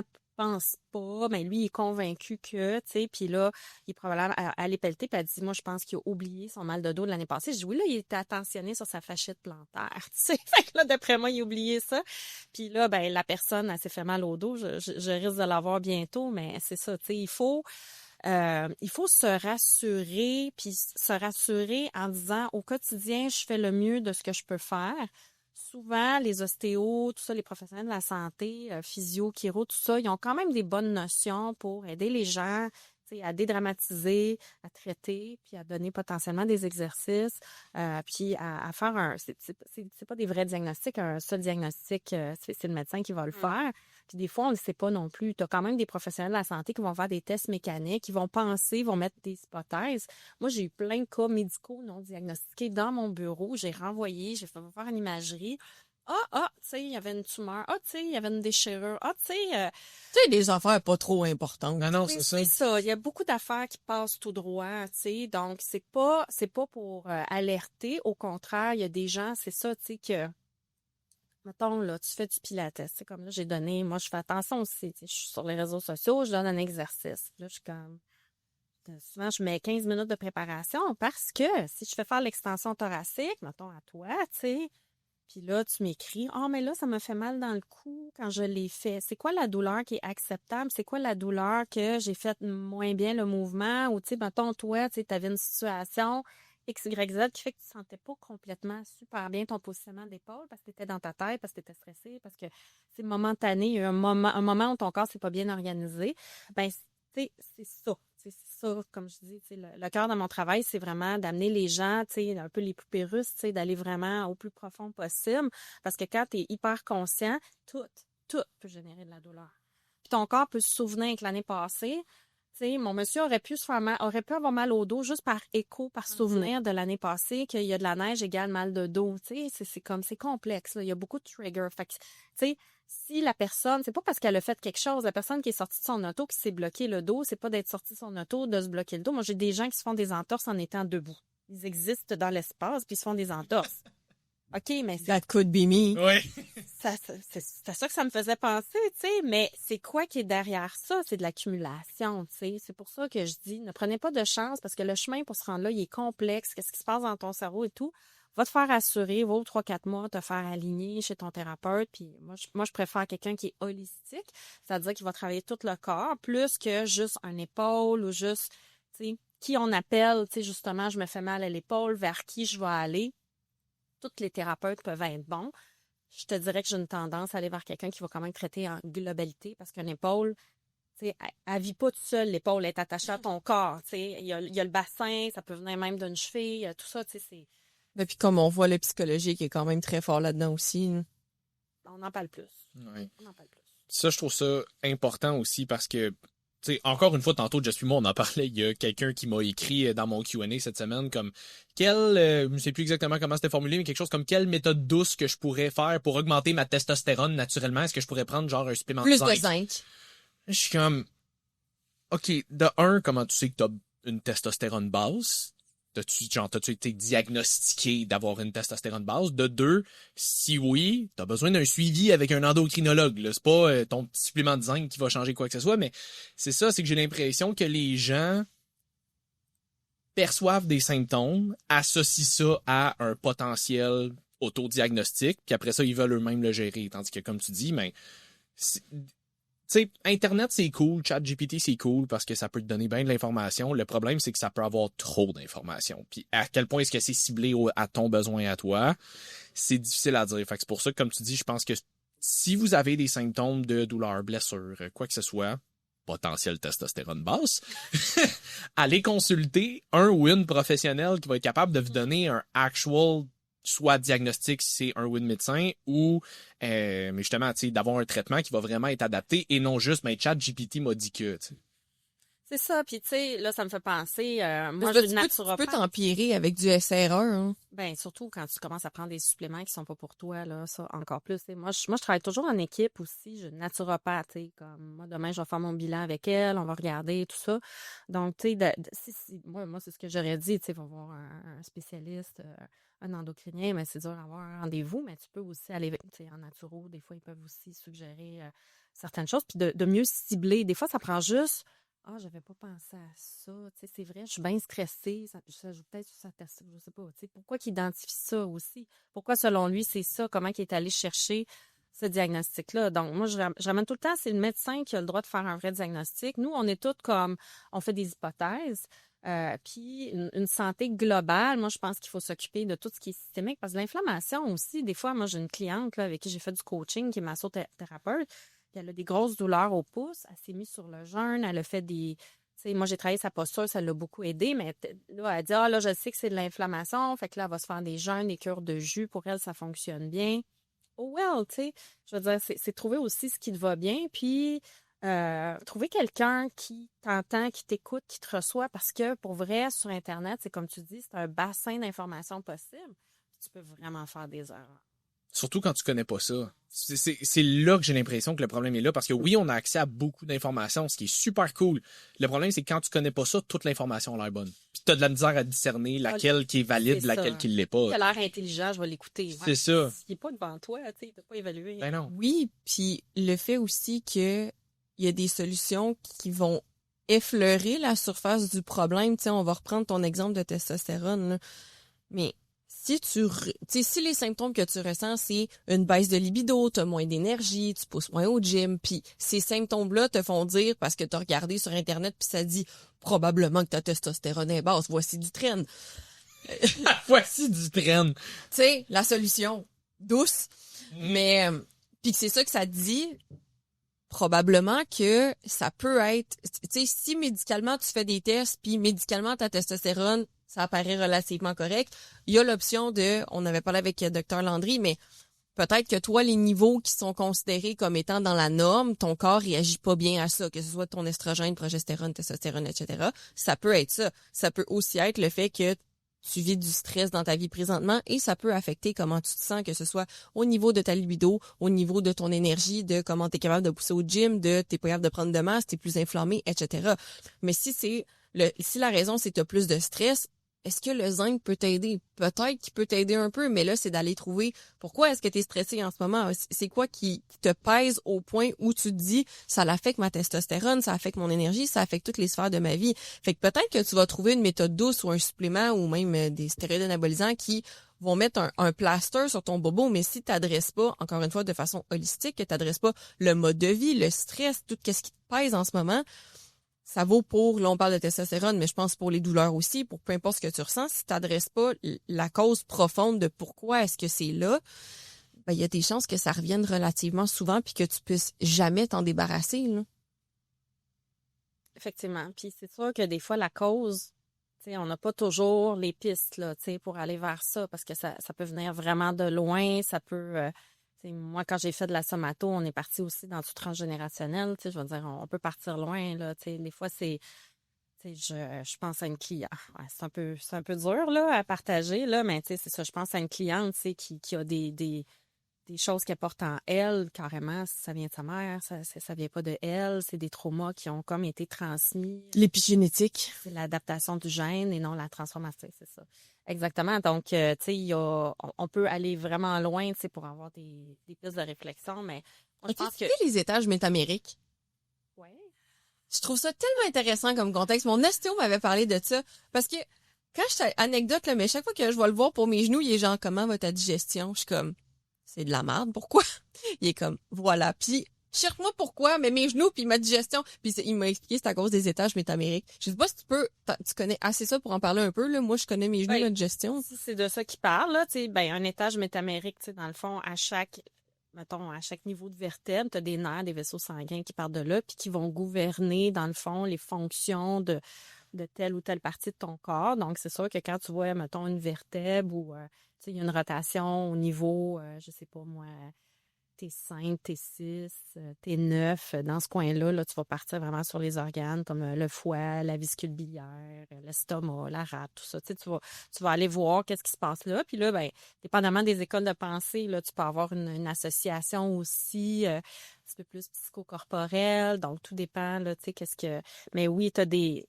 C'est pour ça, par exemple, aussi, en chiropratie notamment, là, je suis pas chiro, mais j'ai des amis chiro, tout ça, ils vont travailler vraiment les étages parce que je veux dire, c'est le filage de ton organe. Donc, puis là, après ça, ben, on peut ajouter ce type de notion-là. Ben, nous, le corps nous parle. Moi, c'est certain que je peux t'écouter, mais je vais te toucher, puis je vais avoir de l'information que tu ne m'as pas dit, c'est sûr et certain. Donc c'est ça. Quand tu vas voir quelqu'un qui a plus d'expérience, de bagage, puis après, je veux dire, moi, je pense aussi que à quoi tu crois va résonner pour toi, Si moi, je te dis que ta tension au foie, c'est en lien avec ta grand-mère. Ah oui, ah oui, ah oui. Puis là, ben, tout d'un coup, ton épaule va mieux est libérée parce que, je veux dire, moi, j'ai des gens qui me parlent directement. Moi, j'ai déjà eu une cliente en ostéopathie. Elle m'a fait un voyage transcendantal. Elle est partie en convulsion, est allée, je dis transcendantale, je sais pas, mais j'ai rien contre ça, là. J'en ai vu de toutes les couleurs. 25 ans, je vous dis, j'ai tout vu. Tu faisais un traitement, puis elle a commencé à convulser. Elle a convulsé, puis là, c'était dans une vie antérieure. Elle avait été pourchassée, elle s'était fait poignarder, là. Elle a tout vu ça monter, puis là, moi, je l'ai laissé faire. Elle était dans son... Mais, tu sais, moi, mon ostéo est plus... dans la palpation, le concret, la mécanique, tu sais, dans les... Tu vas faire le saut pareil, tu poignes un nerf. Ben, tu sais, pour vrai, si elle m'utilise, parce que il y a un peu ces concepts-là en ostéopathie, je suis un point d'appui pour la personne. Elle m'utilise pour aller mieux, elle s'appuie sur moi, en quelque sorte, pour aller mieux. Moi ça t'a parlé puis ça t'a libéré, tu sais, qui suis-je pour te dire que c'est pas vraiment arrivé, tu sais. L'important, c'est que ça marche puis que le client soit satisfait, hein. C'est ça. Si elle accroît à ça, c'est ses références, tu sais, comme... J'ai toutes sortes de choses. C'est fou, pareil. Je peux faire une belle télésérie. Mais, tu sais, moi, je suis pas dans le jugement. Je suis juste... Ben, moi, c'est une expérience de plus pour moi, puis de mieux comprendre l'humain, puis de quoi il a besoin, puis qu'est-ce qui peut l'aider à cheminer. Ça dépend aussi où est rendue la personne dans sa vie, dans son système de croyance, mais ça a un effet sur la guérison, c'est clair.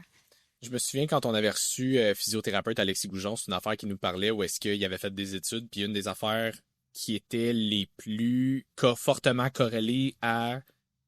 Donc, il va mieux. Ouais, c'est ça, les chances que la personne ait des améliorations, c'est à quel point est-ce qu'elle croit au traitement. Ouais. tout simplement. Absolument. Absolument. C'est la confiance avec le thérapeute.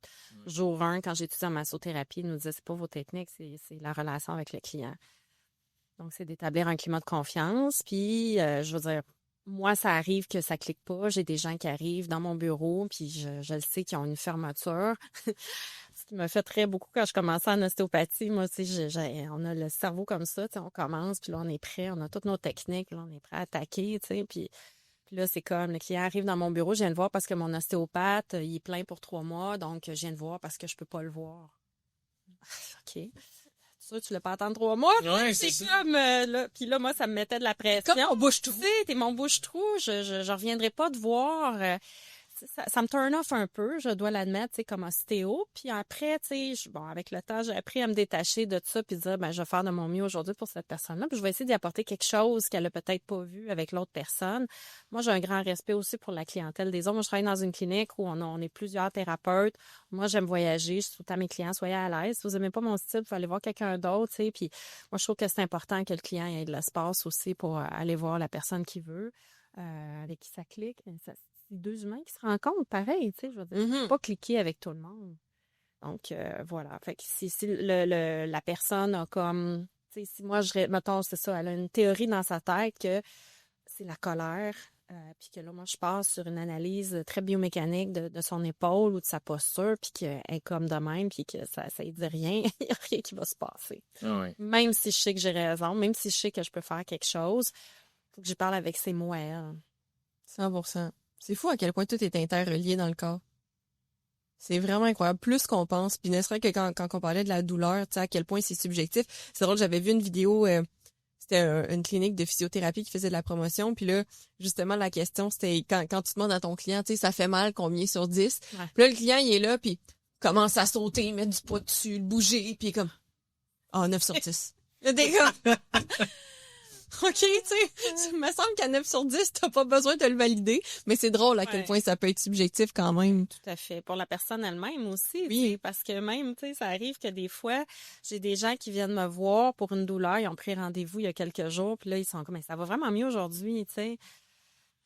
C'est ça, tu sais, ça a commencé à travailler. Ça veut dire que la personne a déjà, elle sait qu'en venant me voir, ça va aller mieux. Donc, il y a déjà une partie du travail qui est fait, là. Donc, ouais, non, c'est super intéressant. Mais il y a le syndrome de la blouse blanche aussi, là, tu sais, des fois les gens y arrivent, puis là ils rentrent, puis là c'est comme ils sont tellement là, tu sais, là ça va vraiment mal, puis là ils ont des grosses attentes parce que là ils ont un match de hockey le lendemain où ils prennent l'avion, puis là ils ont des grosses attentes comme ça que il faut, puis là c'est comme si la douleur est exacerbée là, tu sais, fait que là ils ont plus mal parce que là c'est ça, tu sais, il y a quelqu'un qui va s'occuper d'eux, mais en même temps, tu sais, ils ont un petit peu peur de qu'est-ce qu'ils peuvent entendre ou de ce qui peut se passer, surtout quand c'est un nouveau client. Je le dis, là, si vous voyagez, ça m'arrive tout le temps. Encore hier, j'ai une fille qui a déplacé elle a repoussé son billet d'avion. Elle repartait aujourd'hui en Argentine. Puis là, elle me dit, ben là, hein, j'espère que ça va être correct demain, puis je ne vais pas décompenser dans l'avion. Tu sais ce que ça fait, là, tu sais? Je veux dire, t'as un changement de pression atmosphérique, là. C'est sûr que l'inflammation, elle va, tu sais, puis le corps, il réagit après un traitement. Surtout, moi, tu sais, je fais un traitement qui est assez complet, un peu de massage, un peu, tu sais, de l'ostéo-articulaire, tout ça. Tu sais, je veux vraiment travailler en globalité avec tous mes outils. Surtout que ça faisait comme 6 mois qu'elle n'avait pas eu de séance, puis que là, elle retourne sur ses chevaux en Argentine, puis qu'elle va se galoper les tissus encore bien comme il faut, là. Donc, c'est... J'essaie de ramener les gens dans une optique réaliste, tu sais, puis de dire fais ce que tu peux, essaie d'avoir une bonne posture de sommeil s'il faut, tu sais, bon, tu sais qu'est-ce que tu peux prendre comme supplément pour mettre ton baume du tigre, tu sais, prends des Advil si pour toi ça t'aide ou tu sais, je sais pas, mais il faut que tu t'aides comme ça puis que tu te dises ben regarde, tu sais, oui, c'est 14 heures de vol là, tu sais, avec une compagnie où les sièges ne s'inclinent pas, mais bon, écoute, tu te lèveras. C'est le confort, là. Ah ouais, elle sait. L'ergonomie. Fait que c'est ça. Essaye d'avoir de bonne posture. Fait que tu sais, c'est encore une fois, c'est de jouer sur, tu sais, qu'est-ce que je vais lui dire pour qu'elle reparte avec des outils qu'elle peut utiliser pour qu'en cas de crise, ça se passe bien. J'ai fini par dire, ton corps réagit toujours bien, tu sais, ça va bien aller, tu sais, parce que je sais que ça, cette petite phrase-là là, est payante aussi, même si en théorie, je sais très bien qu'elle va avoir plus mal. Oui, c'est ça. Ne m'écoute pas. Non, c'est ça, n'écoute pas cet épisode, mais je trouve ça intéressant de voir que dans ton domaine aussi, c'est important de ramener les gens à avoir des attentes réalistes parce que, tu sais, dans notre domaine, il faut, là, on n'a pas le choix, mais de revenir, le corps, ça revient tout le temps à, si ça fait des années que tu as une mauvaise posture, que tu compenses de telle façon, que tu fais mal tes mouvements, que ce soit pour X, Y, Z, tu peux pas t'attendre en un traitement. Tu sais, oui, ta douleur, peut-être que tu as l'impression qu'elle est arrivée en un claquement de doigts, mais c'est l'accumulation généralement d'un paquet d'affaires qui fait que, OK, mais là, t'as mal, là, ça a fait un bobo, mais ton bobo, il est pas arrivé du jour au lendemain. Tu as l'impression qu'il est arrivé du jour au lendemain, mais c'est pas ça qui est arrivé. Fait que de s'attendre à ce que ça se défasse du jour au lendemain, c'est un peu utopique, tu sais, au même principe que tu peux pas te dire, ben j'ai pas fait attention à ma santé métabolique toute ma vie, fait que j'ai l'impression qu'en une semaine ou un mois ou 3 mois, je vais être capable de perdre tout mon poids, je vais être capable de bâtir de la masse musculaire, de reprendre toutes mes habitudes de vie en main. T'es comme, mais ça fait des années que tu fais pas la bonne chose, on peut pas changer ça en claquant des doigts. Souvent, ce que tu as fait pour amener ton corps là, ça peut te prendre le double du temps pour le défaire, là. C'est pas aussi simple de défaire quelque chose que ton corps a appris que d'apprendre simplement quelque chose de nouveau, que ce soit au niveau psychologique ou que ce soit physique. Puis t'avais dit aussi, mais là j'ai un blanc, fait que tu peux y aller parce que t'avais quelque chose. Non, mais j'allais enchaîner avec ce que tu disais. Tu sais, une des choses qu'on sait aussi, c'est que dans l'apprentissage, tu sais, tu sais, on parle de neuroplasticité beaucoup. Tu sais, le cerveau a la capacité de créer des nouvelles Connexion neuronale. C'est ça, nouveaux circuits. Donc, les mouvements, les nouveaux mouvements, les nouvelles façons de bouger, les nouvelles choses que tu intègres, ça fait quelque chose. Ça fait une différence. Bon, tu crées des nouveaux circuits. Puis en même temps, ton corps, il apprend une nouvelle façon de bouger. Par exemple, tu sais, à quoi je pense, j'avais une cliente qui a 20 ans, a tombé dans les escaliers enceinte de 6 mois, à 4 pattes. Puis là, elle a, tu sais, c'est tout, là. C'est le trauma, les escaliers. Elle n'a pas été capable de monter des escaliers pendant longtemps. Toujours peur de bloquer du dos, toujours peur, tu sais. Puis là, je l'ai vue longtemps, tu sais, à travailler avec elle pour travailler son mindset, travailler justement qu'elle se parle, qu'elle apprenne à communiquer avec elle-même, à se rassurer parce que c'était beaucoup d'années de trauma derrière. Tu sais. Fait que c'est sûr que ça prend un certain temps à la coacher, mais elle avait l'ouverture de le faire. Il y a une grande partie de ses douleurs qu'elle vient valider une fois de temps en temps, que là, je suis comme, tu sais, dans les derniers temps, j'ai dit, regarde, là, ton corps va super bien, tu sais, on peut prendre plus de temps avant de se revoir, continue à faire ce que tu fais, ça finit par s'intégrer, tu sais. Donc c'est ça, c'est de savoir que, tu sais, comme elle, le mouvement à 4 pattes, mettons que je voulais faire faire un quadrupède pour renforcer son dos. Ça, le cerveau, il fait, je tombe à 4 pattes, ça marchera pas. Donc, tu vas proposer un mouvement, par exemple, sur le dos, avec tu sais, tu vas ramener les genoux vers toi, tu peux faire des leg press ou je sais pas, tu sais, toutes sortes de, c'est là où l'esprit créatif peut embarquer. Là, le cerveau, il va faire, c'est un nouveau mouvement. Là, tu fais travailler le corps de la même façon, mais le cerveau, lui, c'est cool, c'est nouveau, tu sais. Donc, amener de la nouveauté, tu sais, c'est toujours d'amener des nouvelles choses aux clients, qu'est-ce qu'on leur dit. D'où aussi les types d'entraînement, tu sais, c'est à peu près 2 mois à peu près, je sais pas comment tu travailles, mais les entraînements devraient changer régulièrement parce que le cerveau devient paresseux. Il s'habitue. Donc, il faut toujours avoir faut avoir un sac d'outils bien rempli là, pour aider nos clients. Ouais. 100%. Très cool. Si tu avais un mot de la fin sur lequel laisser les gens comme un final thoughts ou peut-être un dernier conseil que les gens pourraient commencer ou pourraient retirer de cet épisode-là?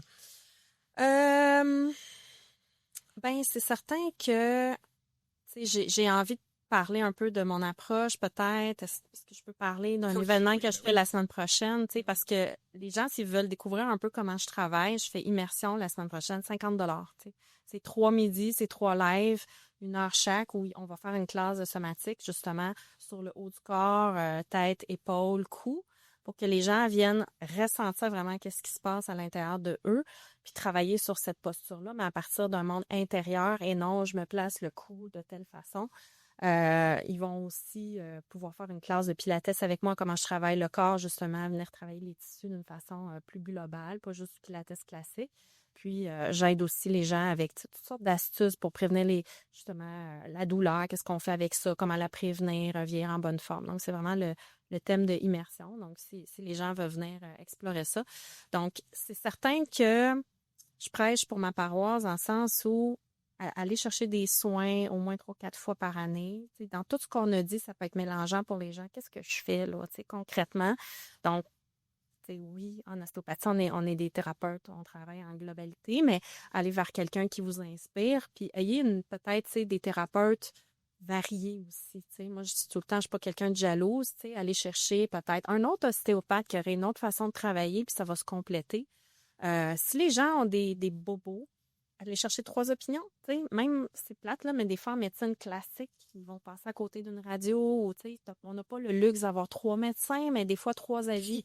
Déjà, un. C'est ça, déjà, c'est un luxe, là. C'est sûr, mais par ça, j'entends, tu sais, mettons, moi, je vais voir mon médecin en médecine familiale, puis après ça, je vais voir mon physio, tu sais, je vais avoir un autre expertise, puis là, après ça, ben oui, je vais aller voir mon ostéo, tu sais, quelqu'un qui a une vision, juste avoir de l'information qui est différente, des points de vue différents, pour que la personne aussi valide à partir d'elle-même qu'est-ce qui fait sens pour elle.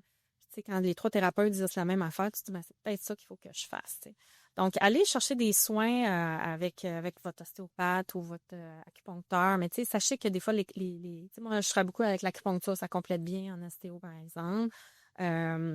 Et puis, d'essayer de repérer dans le quotidien tous les petits mouvements symétriques. Là, toujours dormir du même côté, cette fameuse jambe croisée, là, revenir à un neutre le plus possible. On n'est pas symétrique, c'est pas l'objectif, mais on cherche quand même un alignement qui est plus central, revenir au centre.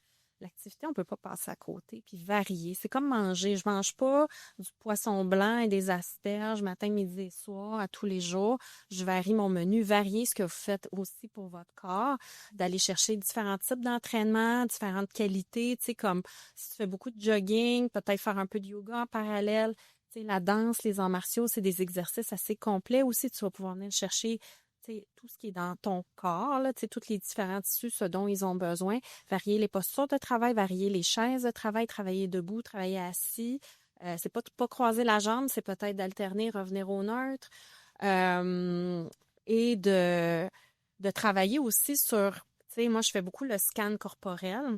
Donc, encore une fois, dans mon groupe Facebook aussi, si les gens veulent venir voir, je donne beaucoup d'exercices. Je prends le temps aussi d'expliquer parce que je suis beaucoup sur Instagram et des fois, ça va super vite.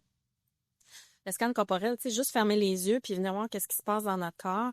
C'est une forme de méditation, puis ça te permet de voir sont où mes tensions, c'est quoi mes asymétries, comment je peux venir respirer là-dedans, de regarder les pensées qui sont là, de regarder les émotions. Donc, de commencer à travailler plus, à se faire confiance aussi que notre ressenti nous donne de l'information. C'est des signaux. Écoutez-les, les signaux. Si tu as une tension qui revient, il y a quelque chose. Va consulter, va voir. Un épaule, moi, je dis tout le temps, niaise pas avec ça. Ça dégénère vite. T'sais. 1 mois et demi, c'est ça, ça peut être long. Fait que le plus rapidement possible, à moins d'une semaine. Même quand tu as eu un accident, tu as glissé, je parlais des trottoirs. Bon, si tu as une fracture de hanche, je sais où aller, mais si tu tombes et tu te fais mal, le plus vite que tu vas te faire réaligner, entre guillemets, le mieux tu vas guérir parce qu'on travaille sur les processus aussi de guérison du corps en ostéo, par exemple. Donc, prenez soin de vous. Voilà. Très cool. Cool. Puis, si on veut te suivre, si on veut prendre contact avec toi, oui. Donc, sur Instagram, c'est La Belle Posture, c'est mon nom d'artiste, parce que c'est Julie Labelle. Donc, La Belle Posture, c'est facile à retenir. Je suis sur Instagram, principalement, et j'ai mon groupe Facebook, L'intelligence du mouvement pour traverser le temps, aussi sous La Belle Posture. Je suis moins présente sur YouTube en ce moment, mais j'ai j'ai des exercices que les gens peuvent aller chercher, aussi sur LinkedIn. Je sais pas si on peut communiquer aussi mon adresse courriel si jamais les gens auraient envie de m'écrire. Toutes. Bon, ben, c'est ça. Les gens... Ton numéro de téléphone, ton adresse. Non, c'est pas sociale, c'est ça. carte de crédit, tout. Ouais, c'est ça. Numéro de téléphone, ça me gêne pas trop non plus. L'adresse courriel. J'ai un site web qui est on est en train de le retravailler. Donc, il y a beaucoup d'informations dessus. Les gens peuvent aussi aller voir sur La Belle Posture. Mais principalement, je dirais mon Instagram, puis La Belle Posture Facebook, là, avec mon groupe.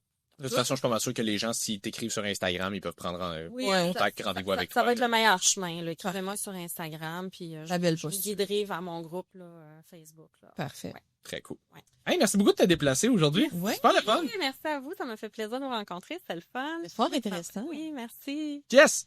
www.nihsupp.com avec le code WUACV10 pour un 10% de rabais sur les meilleurs suppléments dans le monde entier. Avec aucun biais. Aucun biais, là, vraiment aucun.